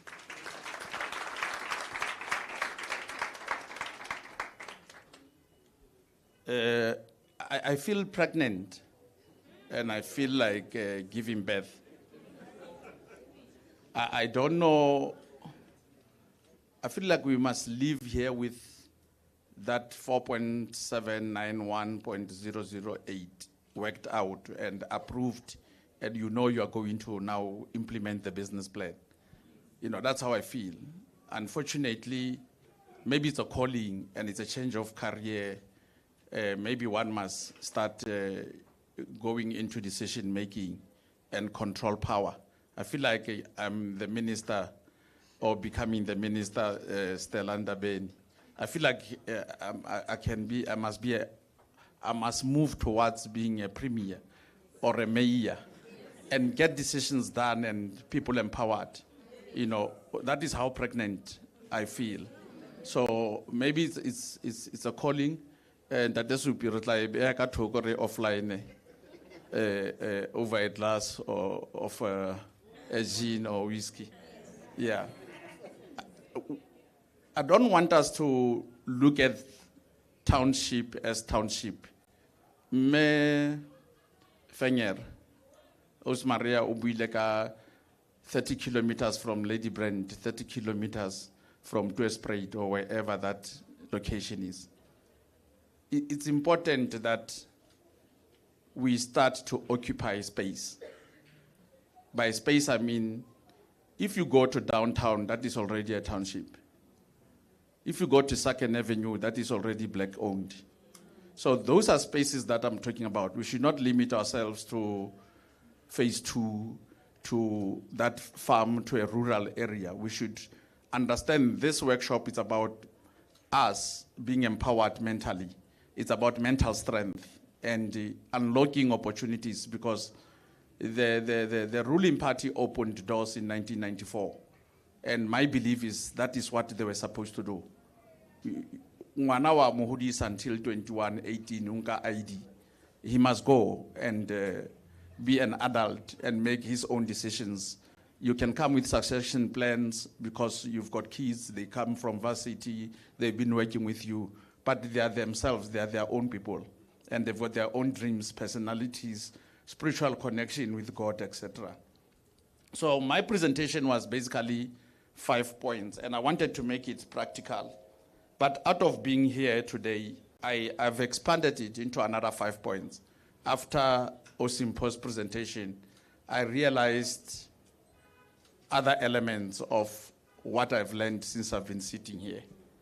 So my original presentation is based on 5 key points, which are surrounded by one pillar. For you to have one pillar, the steel, the concrete, the size that goes into that structure to hold for many, many years. The first time I arrived in Bloemfontein, I was very young. I think I was 7, 8 years old. I was at the Free State Stadium. It was the final. I couldn't even get into the stadium, the Mainstain Cup.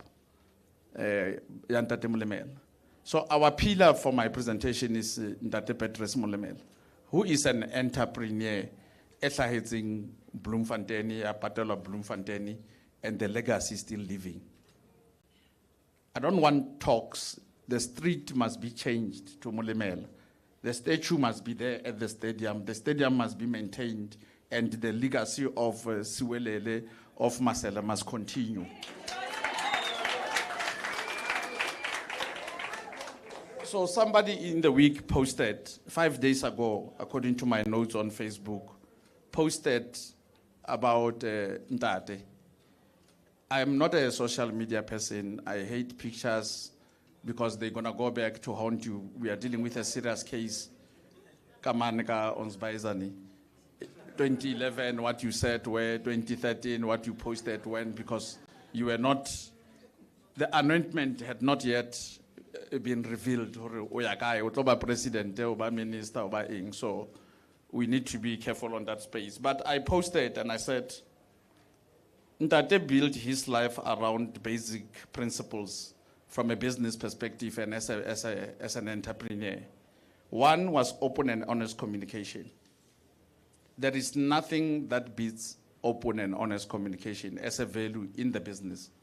So you need to tell the bank, you need to tell the investors, you need to tell your stakeholders straightforward what is it that you want to achieve. And be clear with your communication.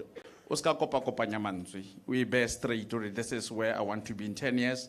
This is where I want to be in 5 years. This is my projections. This is the amount of money that I want. You must be open. You must be honest about it. And they must decline and tell you, no, we're not going to do this thing. Because when you're sitting with your banker, they already know the system, how it works. And sometimes, It's important that we must be told the truth. The second principle is Ntate had a serious work ethic. Ntate Molemela haki kokale bo sello bon abti filimon ba re hona wa tsaba Ntate ona josa di contractors. I think his core business was construction. Hore ye wena rapudungwana ha o bona monwana fela wa hao o saying whether ke 4 or ke 5 ha o bona if you can see your finger to kopa bole site. The time you can't see your finger in the evening, leave the site, go home. So the time it's 7, 8 o'clock depending on where you are. So you've been on site from 4 a.m. when you saw you can see your finger through normal light, not a electrified or a powered appliance. And also the traffolonto how better stene cement also like sabona monaka kitlo ikata mona ukana chais. Are the days got 24 hours. The days got 24 hours. But to Bana, these people, academics and doctors and professionals, they say you must sleep for 7 to 8 hours. So you only for 1 hour extra, you sleep for 8 hours. That is what is recommended. And then the labor department and all these other people that come with regulations and laws, they say you must work 8 hours. It's a ink at the other 8 hours. So that is where problems come. Is this wasted 8 hours? So entrepreneurship has got no working hours. It's your time, you decide what you do. I sometimes walk here with shorts, tights, coming from the gym at 9 a.m. on a Monday. It's your time, but I know I've been working Sunday. I know I've been working on Saturday. We do events. I tell my staff, we work on Christmas to make people happy. We work on June 16 to make an event. We work on weekends for weddings, funerals, events like this.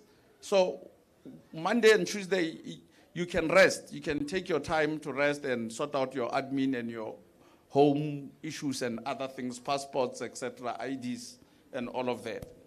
So Ntate believed a lot in work. Quality is the third principle. I have seen buildings that Ntate has built, from Molemela Hotel in the township at that time. My father-in-law's house in Ntate Twai, there in Heidedal. Those buildings are solid. There are no cracks. So when you do it right the first time, so that you don't have to go back and you don't have comebacks. Structure has collapsed, etc., etc. Funders are unhappy. You need to be decisive and be solid. If it's time to go and stay in a mukuku, it's time to go and stay in a mukuku. Nothing's going to change. It's your journey. If you want to sell everything and put money into Kayla K, you sell everything. You will buy them again. We come here naked, we live naked. We're going to leave everything behind.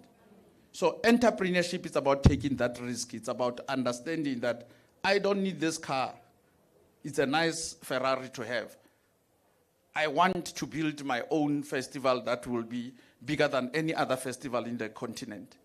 And you need to do it. You need to sacrifice not only time, not only the stress you go through, other resources, other non-income generating assets. So there will be hard times. You can be even at the top and go down. Who is going to be insolvent? Who's going to be liquidated if it's not you as an entrepreneur? It can be somebody else. We can't liquidate a teacher. He gets a salary. He's got nothing to be liquidated around. So you need to make bold decisions, and you need to live by your decisions. The next one is, which is the fifth one, self-respect. And you must be different. That's in marketing what you call the value proposition. Your business needs to be unique. It needs to be different. Yourself, your look and feel, how you conduct yourself. You must look presentable. Ska kena lo kopa tšhelete e ka re jalo o lapile. I know in government it works the opposite. O tshwantse o tle le moputso a pele o qenehelwe vene tla muwe ka trata and then khona ba tla re no re tla o fa 900 re o qala ka 900. Ha ona maqala ka 900. You must be solid like Mme was saying earlier.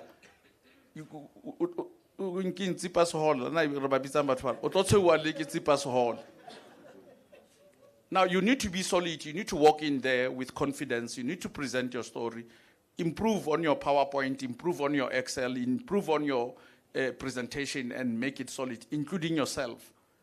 My first job was Letitia van Rensbeck. She was the chief director, tourism at Distia at that time, and then the late Nobingomba. And when I walked in there, brought in by Dodo Jack, the late Jack Ntsani, and Stan Mulusiwa, he said to me, yeah, guys, now you are talking. This guy is a marketer. He looked presentable. He can take my product and go and sell it. I did my first tourism in Daba, in Tabanchusan. That was my first project, 247,000 rand. So you need to be firm, you need to present yourself well, you need to stay there, wait for your appointment and be on time and go and do your presentation and tell them exactly what you want. Otherwise, you're going to be segmented, you're going to be categorized, they will build perception around you. You need to be consistent. So this principle, I also learned it. So ke founela ntate Sello, one of the sons, ke re man my brother. Ke nana ntate tshwantse a tswe stadiumong a ska ba tswela bo hae bo kerekeng bo ntate belongs to the nation. He must be his service is tshwarele stadiumong. A re siskweta a re kopane stadiumong seo mona re shebe o batla ho etsa eng. Ke re ntate re na le double story marquee man. Re tla e beha mane. Itla ba di VIP bo Ivan Khoza kaofela bo Dr. Mutaung ba tla kena ka mo. A re jwalo wa bua ntate o na tla re ha fihla ba re ke mang ola. That was ntate Molemela ha fihla a kena to introduce PSL, to introduce sponsoring or any at the bank. But who's that guy? So your presence must be felt. Skad wa dia mahetla wa ba discouraged. So those are the 5 points that I initially wanted to talk about. But in the progress of this meeting, I learned one thing, 5 other points. One is, I've already talked about it. Township economy does not end in the dusty streets. The new township is town, because that's my township. I'm in Hevelsech, I'm in Sandton, I'm in Camps Bay.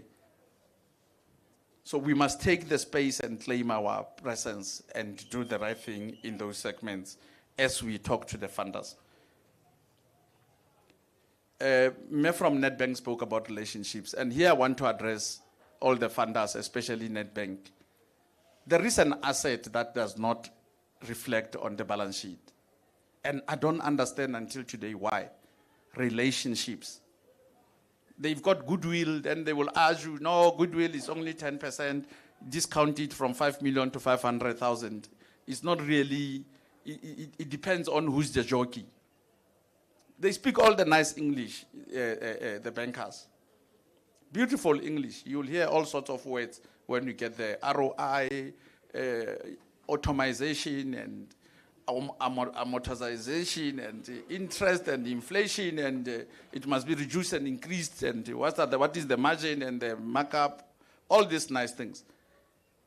Now, we need to build relationships with the bank. We cannot be afraid of SARS. SARS is, without us, there is no SARS. What are they going to revenue? They can't collect anything without business. So we need to have relationships, and my appeal is SARS needs to have a stall here. T and Nedbank needs to invite this T, and you need to bring them along. There should be a partnership between you and SARS, because we can't be scared of somebody that we don't know. It's like credit. I used to fight with my bank. Who's credit? Can I see them? Can I talk to these people? And the moment I started presenting directly to credit, things changed. Who is credit? No, credit is not happy. One debit order came back and, who is credit? Can they come? Is it people? Are they in the building? Are they getting paid? Do they have employee numbers? Let them come. Let's talk with my banker, with the relationship manager and everyone. So we need to be bold in what we are doing on those aspects. It's very, very important. The funding collaboration, not the money part, like Ntate Suhularo was saying earlier on. You just need a letter of support, a paper. It's like writing a dream. It's like you just put your dream on paper to say, I want to build a hotel at that court. It's a dream, and I say, Ntate Suhularo, I already own the land. That is now practical. Now we are moving. Then SEDFA is rebranding and remerging with CEDA and CIFA, and then you get that 15 million grant that it's not going to be realized. It's not going to happen. That's how we get to 15 million. The cap is too low. So that's how we round off, because you actually want 47,823,947.25. But you can't get it because your limit. Why? Policymakers are not entrepreneurs. Hence I'm saying at 51, having run, I didn't raise my hand when the MC was asking the 5-year achievement. I'm on year 24. C-Squared is 24 years old. Makufe Cup is 22 years old as a brand. This is a baby. Kufa is only 2 years. It's already international with Karen White, Andy Narell, Sanere. Lesotho is a partner. Namibia was here last week wanting to bring a soccer team to come and play Swelele for the Kufa Cup on the 12th of October. So 24 years is an achievement. And it's in ICU. It's in ICU as we speak after 24 years. So 5 is nothing. But CPIC shows that black people register companies after 2 years, after 5 years, 20% of the data, there's not even having a bank account. They've got no business plan. A company is your CPRO document. No. Business is people. It is you as an asset. And I like the one finger, the 2 fingers. You heard the sound yourselves, guys. We need to live in that principle. 5 to 5. Then you've got the sound, you've got the impact. Employ people, educate people.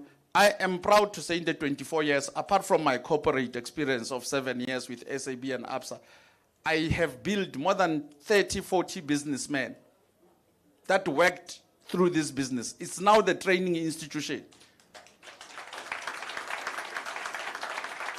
My son is 22 years. He's got his own company, C-Mode, that is already milking from C-Squared.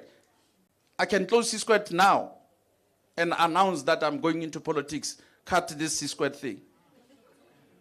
I'm done. It's already continuing, the succession plan.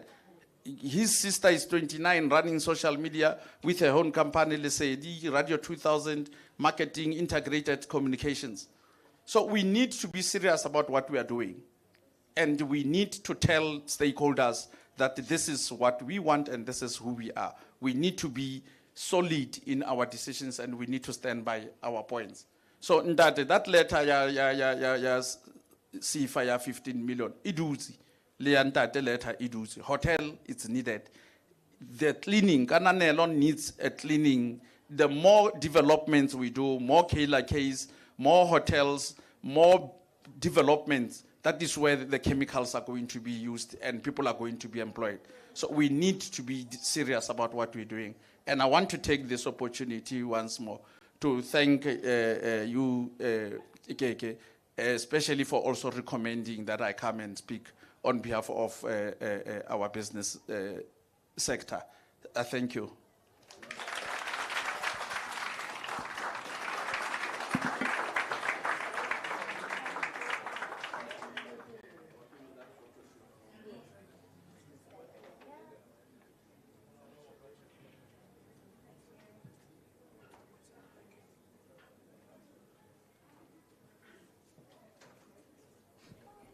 Kopare shapeleng tate Ben Matsoho.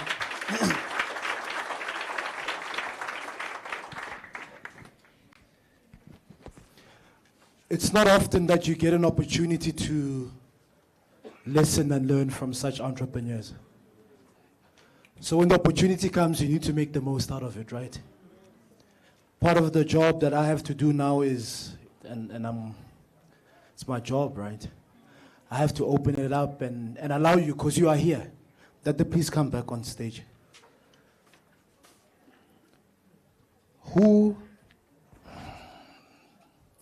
Who has questions for Ntate Ben? If you've got a question, please put your hand up.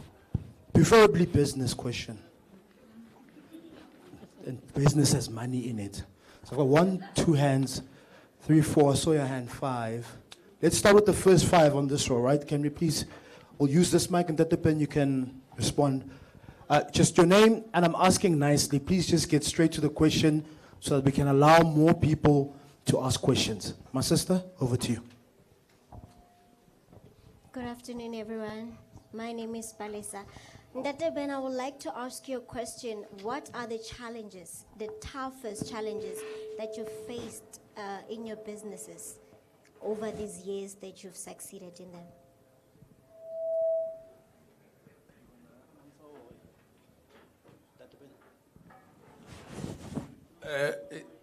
You direct, program director, but if you do one-on-one, it's fine. I think that the first challenge, it's the reason why within KUFA we've got what we call the Free State Business Finance Indaba and Expo. The financing, it's a huge problem. That's the biggest thing for you to grow, for you to go global, for you to go to achieve what you want to achieve. So the banking model and the funding model, and that's what I want to request Bontate to workshop with banks. There is monies that come from government that is sitting with banks. Nedbank, they've got a share of it, and others. The criteria does not talk to entrepreneurship. So funding needs to be more flexible. I have seen it where you are funding the jockey, and it's happening in the white sectors, where they will tell you that farmer is gonna make magic, and let's fund him. So we need money. We need to access funding. Access to funding, it's the first thing. The second thing is, somebody said to me, Free State people don't need Donald Trump to kill them, like Lesotho. Trump can press one button, then Lesotho is finished. We are our own enemies. That is the second biggest challenge. He said to me, Ben, I've told you this thing since you arrived in Bloemfontein, that the virus in the system is too heavy. So we need to kill the culture of killing each other and understand what is collaboration mean and working together. It's a value chain. The chemical needs to come from here, from all of us. That's a commitment that we need to make. The food must come from KLK. The carpet and the stage must come from the event supplier guy. The past 6-7 years, 80% of black events companies that have got tenders goes to white people. They will not come to me, even the ones that I trained.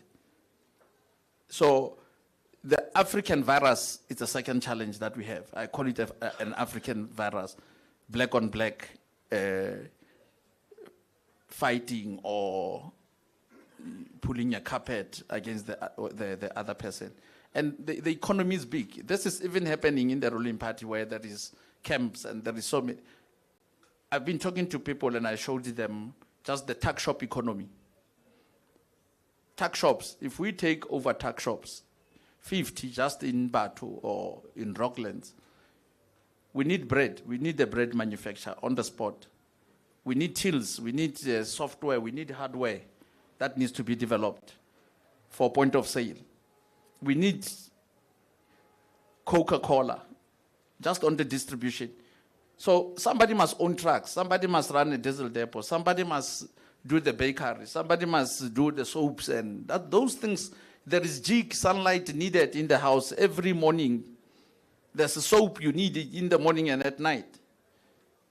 And they must come. We must take that in Bloom Industria and put 5 factories and supply those tuck shops and have a guy who's owning the trucks. That is the collaboration. That is the partnership. Give me the warehouse. The bank will give the funding of the stock. Tabang will come with his baggie. He will start with a baggie and go to a 4-ton, to a 8-ton, to a Superlink. And John will supply the diesel, and Abram is the mechanic, tires, drivers. So the economy is big. We shouldn't be fighting for a tender. Government business is starting to be a boring type of a situation where your name is going to be on the media, you're going to be investigated, you're going to get the answer sheet, and it's business to get a business. That's a big challenge because you must network and go and do all these sorts of things. When you get the job, you must now deliver the funding and because you're going to be paid in 30 days or within 30 days, which you're not going to get in 30 days. Then you've got to get paid is another job. To go submit the invoice and knock daily, CFO, HOD, this one, you want to get paid. So we need to be entrepreneurial. We need to be self-sufficient. Put a farm there, let's get potatoes and beetroot and spinach and cabbage and go. Truck must pick up and go to the tuck shops or to the market. People must go to the market. KLK must go buy the veggies. It's an economy. So we are not working together. We are not collaborating. We are enhancing the virus. And the last one for me, which is important, is we need, for example, I saw the branding on the exhibition there of the cleaning, the packaging. I'm going to get Matt to work with Waruna, and Waruna must do that branding because he's got passion. He bought printing machines. All this marketing that you see, trailers, billboards that are coming, they're printing in-house. So they must brand those things and do it the right way, quality, proper standard, because the presentation is perfect.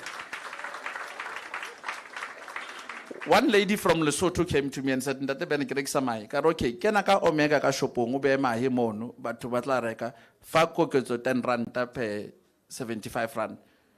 A bear stock or collect 10 rand stock. It's a channel. Some Kenya product may take 2 shelves, Kenya stock. That rep must manage that stock with the store manager. Because I can't be doing those things. So that is growing together, that is working together. How do you do the product? How do you expire chemical? So price them and put your branding. You go to macro. The white company's got equipment, tools. They brand it, Negro or some new brand from China. They just come, they shelf, they do everything. That guy's got stock. They come and stock take every day, every week with that iPad of NetBank, printerless, cordless. You've got your stock, you know, the office already knows that this is selling, this is your top 10 products, this is your 80-20 principle. Then you know what to manufacture and where to go. And then you're going to need a distributor.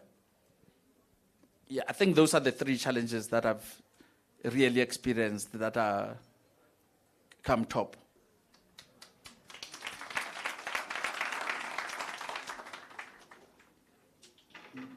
Good day, colleagues.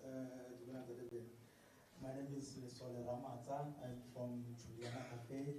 My main question is, how do you make sure that you are mentally okay when you're dealing with your business? Because most of the time you put a lot of work, a lot of energy, a lot of time, and you see just a bit of progress. But then other people, they tell you that you're doing okay, but you don't see that you're doing okay. So all these years you've been in business, how did you make sure that you are mentally okay? Because the moment you're okay, that's the more you can pour into your business. Thank you.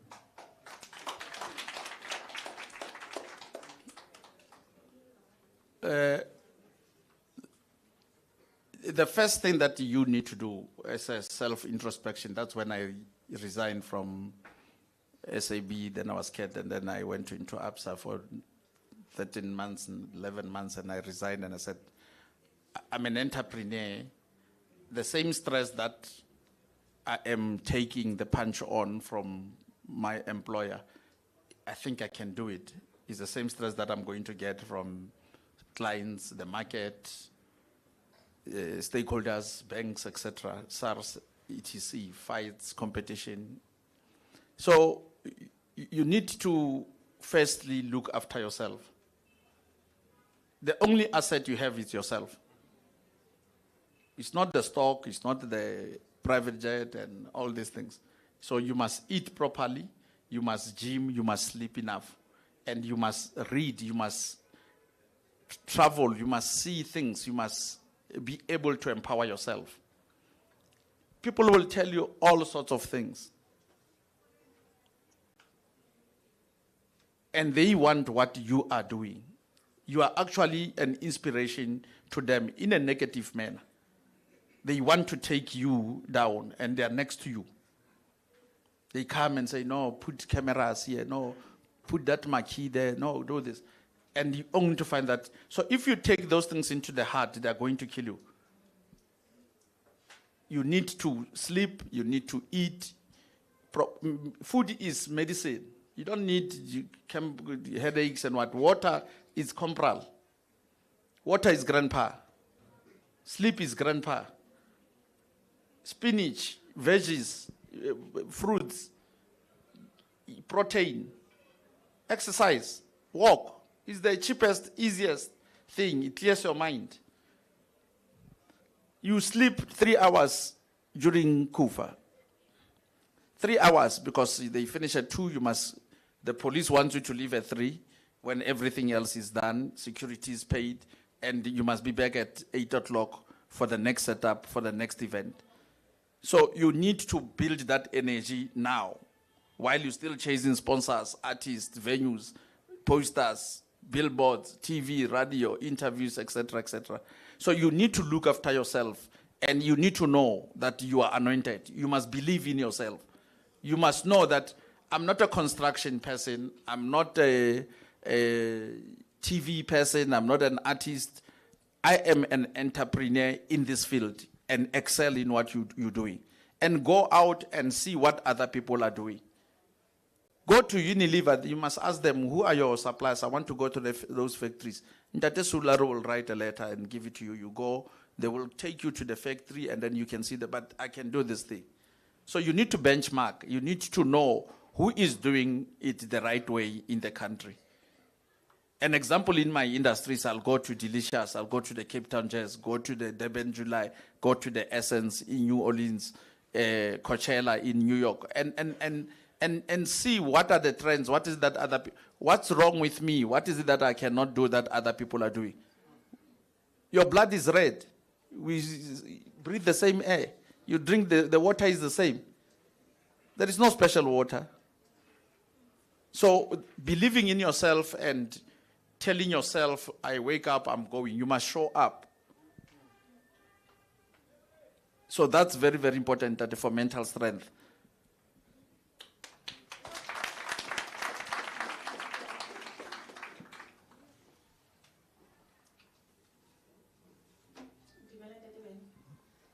My name is I produce and supply biltong. This is not a question, but it's rather a request. An official biltong partner for Kufa this year. Deal done.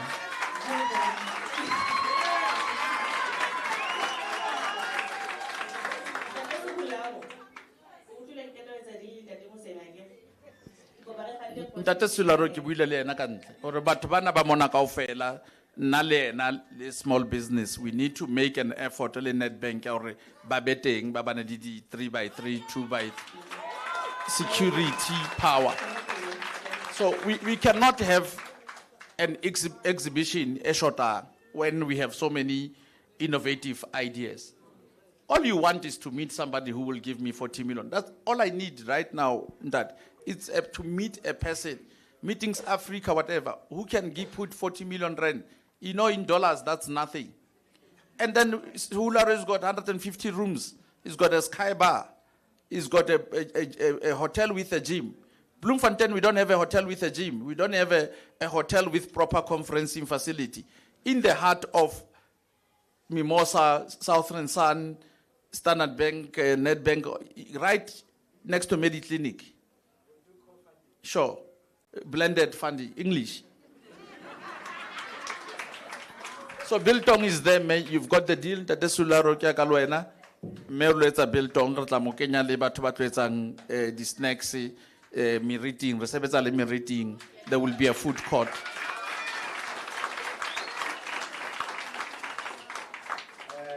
Good day, Dr. Ben. How are you? This is my second encounter close by to you. The first one was in 2015 when I was studying here. You were invited by Mr. Morena Nzika from Ruben. He's an entrepreneur from my hometown. So my question, or rather, my question is that in a small business like mine in rural areas, how important is financial literacy? And how important that these funders make sure that there's intense financial literacy for small entrepreneurs like mine to grow. Not only because I've been funded by NYTA, they come after every 6 months. So they check on my finances, on my operation, what is it I'm struggling at, challenges. So some other institutions, they just fund you and leave you with the funding, which is why most black businesses sometimes fail, because there's no follow-up. So I wanted to ask from you, how important is financial literacy in small businesses in small towns? Okay, thanks a lot. Very good question. Guys, we must remember one thing as entrepreneurs. We are not chartered accountants, we are not lawyers, we are not doctors. So we employ professionals. They work for us. That is what they go to university for. 2, we've got CUT, we've got University of the Free State, we've got Moteo. Those people have got programs, they want collaborations. We were at a function 2 Fridays ago at CUT. There is departments there of economic management sciences. They want to work with people like yourself and assist, to consult and to assist you. Remember, that guy does not want 150,000, 2 million a month.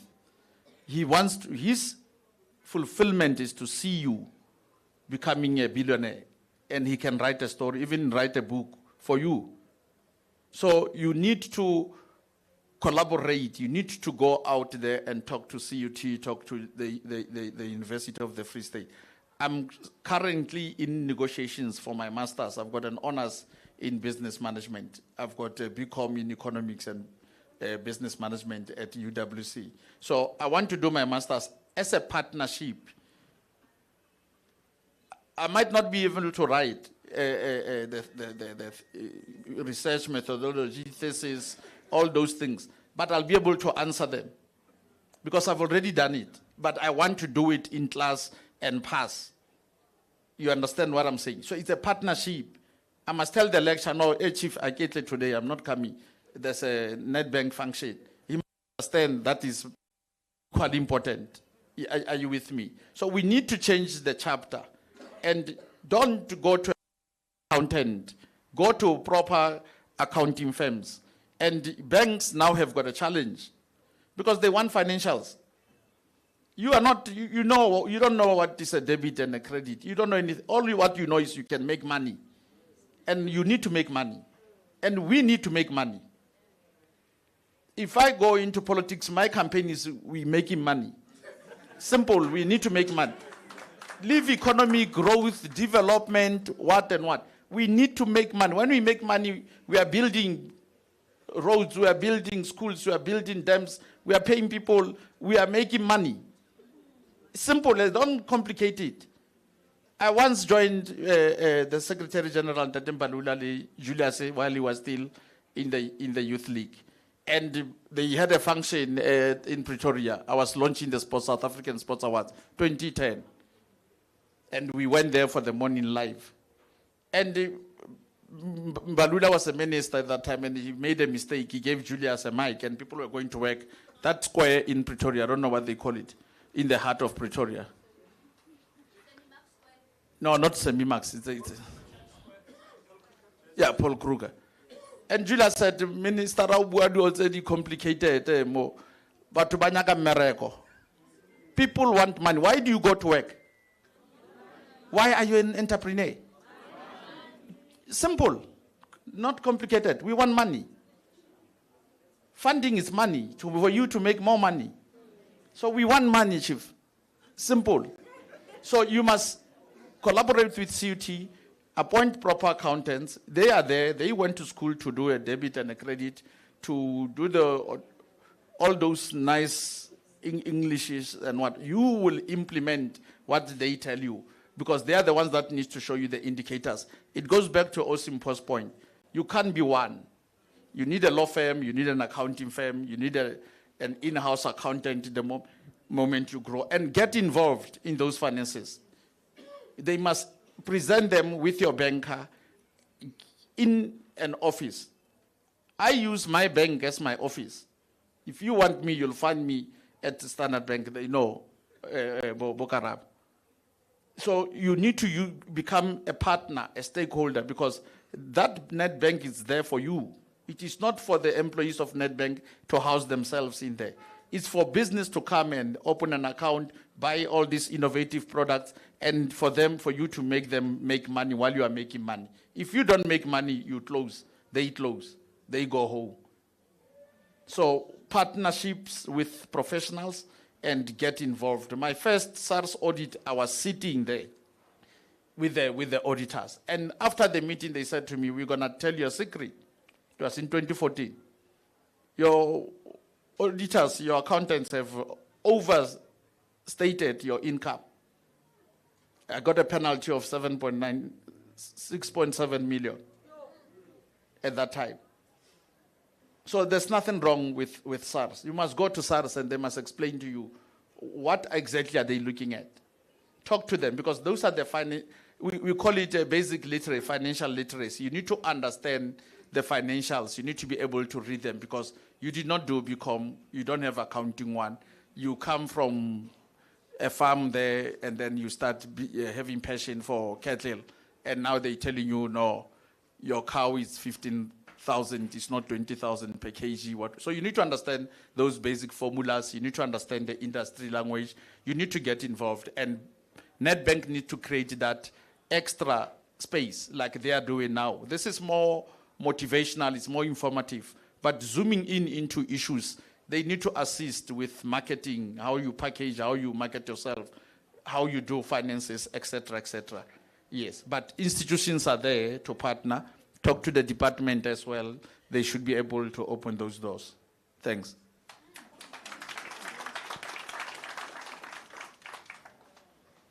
Thank you so much. Are you enjoying? I'm going to get in trouble, because the longer we stay, the more we have to pay. There's 3 hands, and there was a lady there as well. So that we've just taken the last 3. Thank you. All of them are going to shoot their questions, and then we need to announce the winner, and then we're done. My bill is also going up.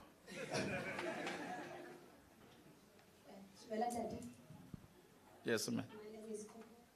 I just want to ask, for a lot of us, we're such an inspiration. But I just really want to know, like, when was the climax and success in your business? Because some would say it was when the business was making money. Others would say when the business started to operate and really was sustainable. What was the climax of your 24 years as an entrepreneur? Difficult question. Resigning out of ABSA at 520,000 in 24 years back per annum was a tough decision, but I knew I'm making the right decision. Not for money, for a calling. Entrepreneurship is a calling. It's like you become a sangom. So you predict things. It's not just, it's luck. No, it's a calling. Now, started from the house, working from home. A friend's wife came to assist on admin, and the rest is history. You moved 4 or 5 times until you've got your own warehouse. I think when we brought the Essence Festival from New Orleans to Durban, 2016, 2017, that contract was signed in New York, and I was paid in dollars. That for me was a good peak of the business. When you have a decisive leadership that understand that people need to make money and make more money and become billionaires, we are in a province where we don't have strong economy. We don't have money. So we need to build our own economy, like any other Western Cape, Gauteng, etc., though they're advantaged by infrastructure, history, etc., etc. Free State does not have the sea, or Bloemfontein doesn't have a sea. We don't have beautiful mountains. It's a smaller portion of Clarence, which hasn't been exploited as well and explored fully. We don't have the big five, like Kruger National Park, where international tourists are coming, people are bringing money into the city. We are an events destination, either sports, culture, music, entertainment, your Kela Ks, your Kufas, and all of that. So we need to do more big events. We need to host more big tournaments, whether it's schools, sports, it's whatever that brings people into, because people are passing from Johannesburg, from Limpopo to Cape Town. People are passing from Northern Cape to KZN, etc., etc., and we are connected and we are in the center of it. Hence my passion for events. And when we were doing Makufe, 2018, 2016, 17, you were able to move from Durban doing the Essence, that comes from New Orleans, and you come in to Bloemfontein to do Makufe. And that was the time I think we were at a peak. Our peak lasted from 2010 with the World Cup, where we were doing Bloemfontein Park, Rustenburg Fun Park, and Versfeld in Pretoria, the stadium there. So at that time, you were pushing 75, 95 million per annum. The leadership was decisive to say, we will put 40 million on the table for Makufe. We will put 30 million for Makufe, and it will be executed properly.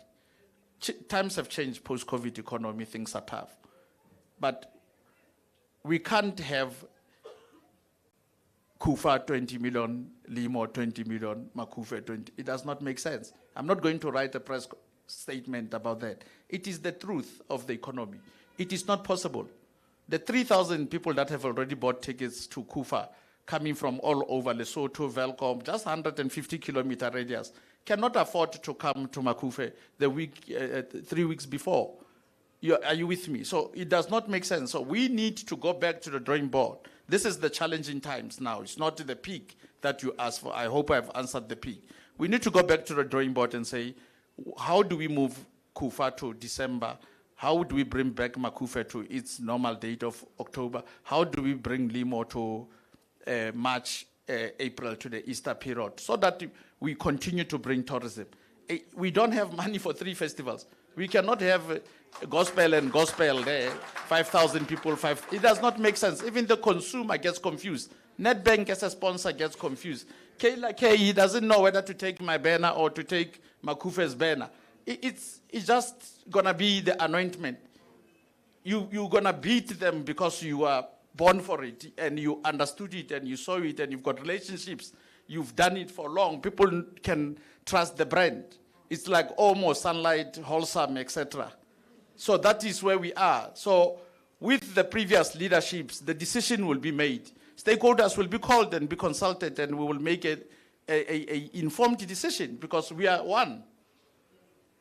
We are business, government, Nedbank, MTN, we are one. So you walk out of the meeting, there's a press release, MTN says, "Ntate, what's happening with you guys in the Free State? Now there is another festival all of a sudden." It's an embarrassment. We need to be honest and open with the presentation that I did. Ntate na roaka di supporter inside the soccer field. Aba jwetsa re ke kentse everything for lona, aba ba betsa ka letsoho. Why? Because we are making wrong things, which is putting pressure on the family business, which then they make the wrong decision, then we collapse. We don't have Siwelele. Thanks.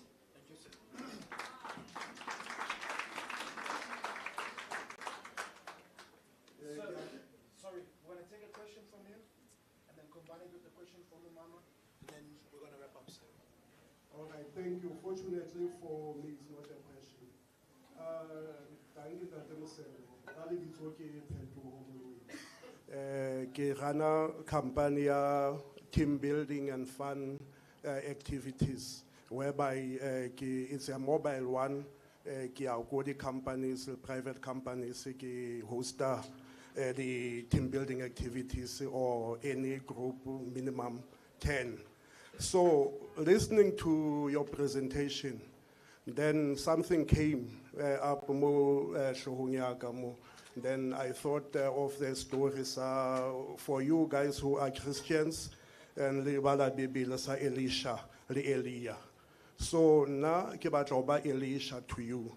I want in 5-10 years le nna ke be ke dutse mo ke bua story saka. Kobo yeo ke a e batla. So ke business ya ka ibile eish ke a sokola because se bile ke acquire space old casino money for because it's expanding. Secretly the VRA, virtual reality games, and the fun companies whereby everybody welcome. Mutswadi atla le ngwana tlo bapalla the VAR it's a big bowling. Ki acquire space more, but ki na le business plan everything, but ki a sokola ka funding. So ke ne ke kopa fela hore I need you on my side. So I can say from here, because story saka is still late.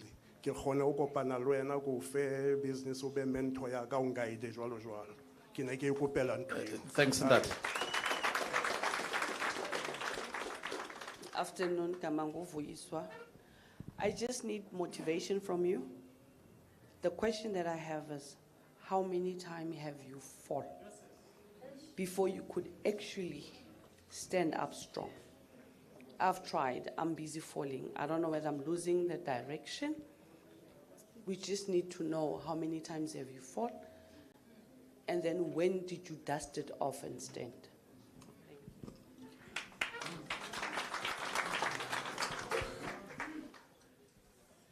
Right now, let me stand up.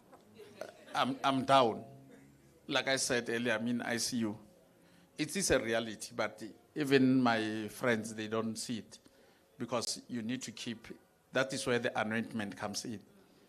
And you need to be stronger because you are now writing the exams for the next level. So, you're paying school fees. You are busy writing and you don't see the sun. It's gone, the light will come. You need to be patient. You also need to believe, which is the mental strength. Spiritually, go to the Bible, read books. Walk away from social media. Walk away from the clutter. Walk away from the noise. It is too much noise, especially when you are down. You need your own space. Get into natural spaces. Walk in the maize field. Walk in the mountains. Walk in around the forest, around the trees, and find your soul. People used to call me and say, Ben, you are driving, you are from Joburg, and you are facing the graveyard. From nowhere. And your ancestors want to talk to you, but they can't reach you. You are too busy. Your mind is preoccupied. So you need to find your space to see what is the best way to take to write this exam. The exam is that shop that you opened and you closed. You opened and you closed. I've had hundreds of businesses. I've had hundreds of ideas. I'm sitting with land, 30, 40 million rent hotel. It's 4 years, 5 years now, struggling to come up. I've got architects, QSs, impact study, economic impact study, feasibility, all of that. done at risk by big companies in Cape Town, in Joburg, in Bloemfontein, big companies. So you need to understand that there is time and your purpose will be answered at the right time. Don't rush it and don't give up. Because there is no way you are going to think of getting into farming when you leave chemicals, soaps and what, you leave events, you leave marketing, you leave catering. Why do you want to go for a mine? Nobody's going to show you there is gold. That thing is just a detector. It could be detecting anything else. But you need to believe that there is gold, and you go in and you go in and you go in and you go deeper. Then your answer will be answered. So it is a process. You need to believe in the process. Thank you so much, sir. I think we can give Ndate Ben another round of applause. So you've got the mayoral candidate. Thank you. Then you want to bend the shirts you want.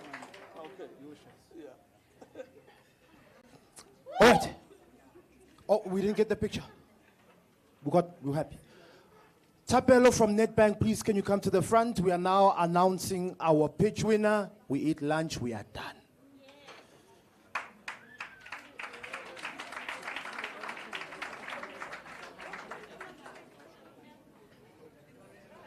Who do you think it is? What about the group? Hey, lapa, hey, yes, all right, so it just, in no particular order, we'll first start off with the certificate of participation for all our finalists, something for you to look at, something for you to reflect. I mean, for the mere fact that you made it to the final is an achievement on its own. So I'll start off with Emmanuel, but I don't think Emmanuel didn't come through. Okay.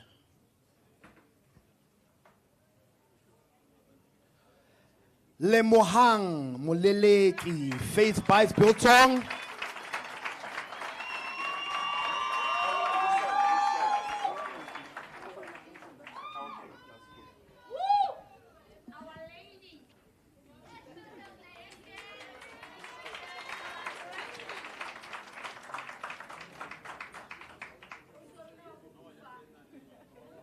Happy?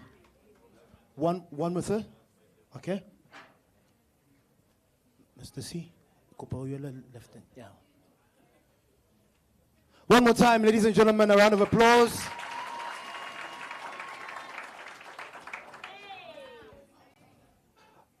All right, next up, we then have Cladi Mananele.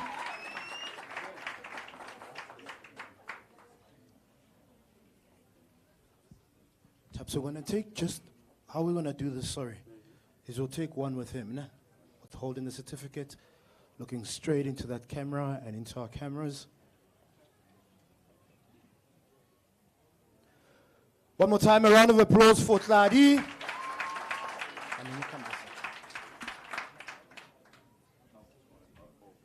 Next up, we've got Kabelo, KP, Maketa.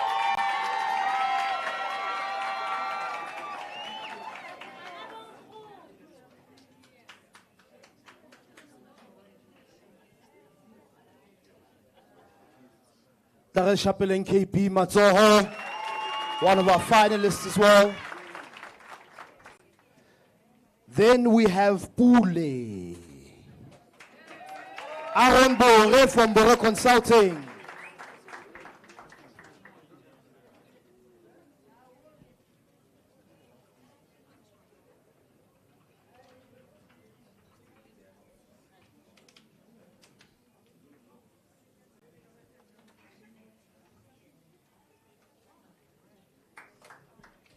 One more time, a round of applause for our finalists. Okay. So, what's going to happen now is I'm going to ask all our speakers from today to please come and join me on stage. If you're a speaker today, please come and join me on stage. Please come through as well, sir. I'm going to ask you to come in the middle. Yeah. And then we'll have our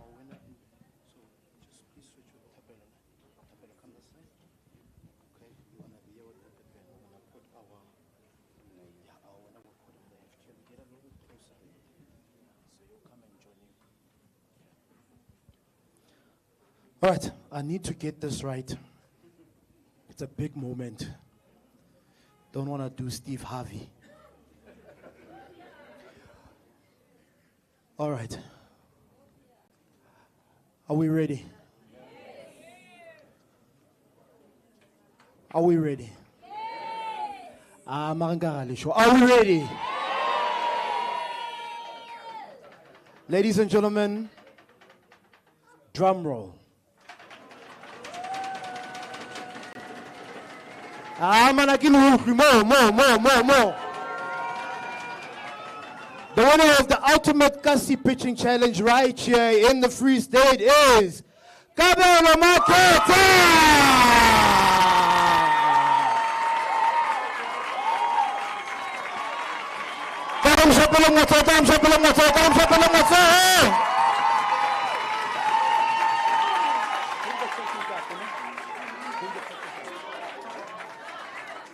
Kabelo KP, you are the winner. How are you? He's shaking. How are you feeling?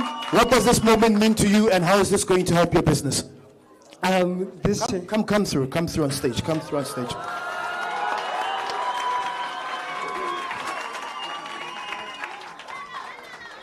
Thank you so much. This changes everything. First of all, there were great men that came and spoke before us, and I want to say that I'm grateful. I'm great. My father is a street vendor, so oftentimes when you sell veggies, people look down on you and all of that. But I'm just thankful to the giants that are in different industries that have make it easier for us, because we know that when you look at Bontate Ben, we're able to say that we want to amount to something, and I'm grateful to Nedbank for the opportunity and for the tea, and to Mr. Bulelani for starting the initiative as well, because it took him back 10 years back, and he thought of this as an idea, and today he has been a ripple effect, and we are impacted. So I'm grateful. And lastly, as a jewelry designer and as a black child, it's not easy. It's not easy being a black child in the jewelry industry as well. And as I said, I've seen friends of mine go to Gauteng, go to Cape Town. They come back because of unemployment. They don't get paid properly. So this is a revolution. This changes everything. So for that, I'm grateful. For that, I'm grateful. And I'm just thankful for everybody that has played a role in my life, and to God as well. I'm really, really grateful. Thank you so much. Fantastic. Ladies and gentlemen, one more time, a round of applause for Mbawula, our winner of the Ultimate Kasi Pitching Challenge right here in the Free State, Bochabela. So will you please look straight? This Bochabela. I can't get check out on my mates now. This one is going straight into the newspaper, so we need the best smile. Where's our camera? Are we happy? Are we happy? All right, so just to stay on stage, I'm going to stay with KB. To everybody else, our speakers, you are absolutely incredible. Tato will be able to direct you. I just want to stay with KB.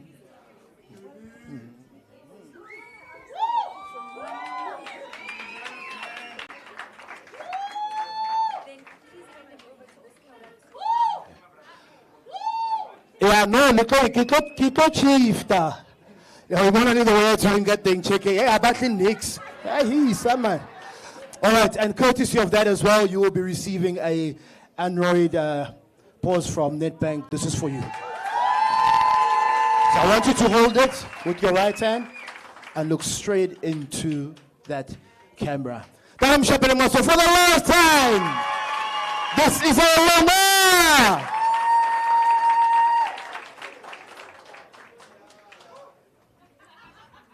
It will sink in.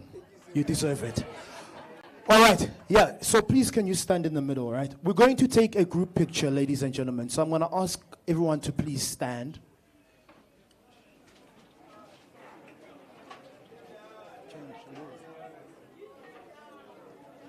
Oh, you guys still want to know who the winner is? The winner is... you hit them down, man. All right, can we come a little bit closer, ne? A little bit closer. So just shift in. Like shift in. Yeah. Yeah, you want to stand in the So please make sure that, yeah, you're a little bit close, and then you've got the incredible book in your right hand.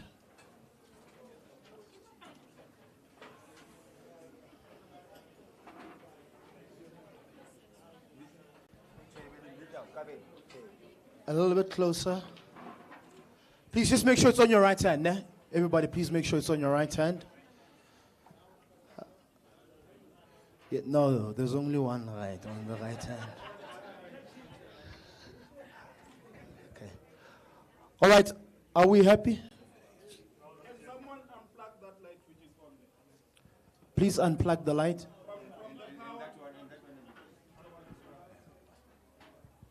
Thank you. All right, so I'm going to, while you've still got your books in your hand, I'm going to say, I'm going to do two things, and then we are done. So 1, 2, 3, hashtag, join us for tea, hashtag, get things done. All you're saying is two things. Join us for tea and get things done. With the books up, ne? Are we together? Are we together? Can we have the, I'm not seeing the, oh, maybe it's height. No. So 1, 2, 3, hashtag. Hashtag. Okay, we're gonna do it again, né? But I need the books. One time and then we are done. Are we ready? Full stop, are we ready? Yes! 1, 2, 3, hashtag. Hashtag. One more time, as loud as you can. Hashtag. Hashtag. Hashtag join us for tea, hashtag get things done. You have been incredible. Please can we have a seat so I can direct you on where we're going to get the food. Reload, Jawanaj.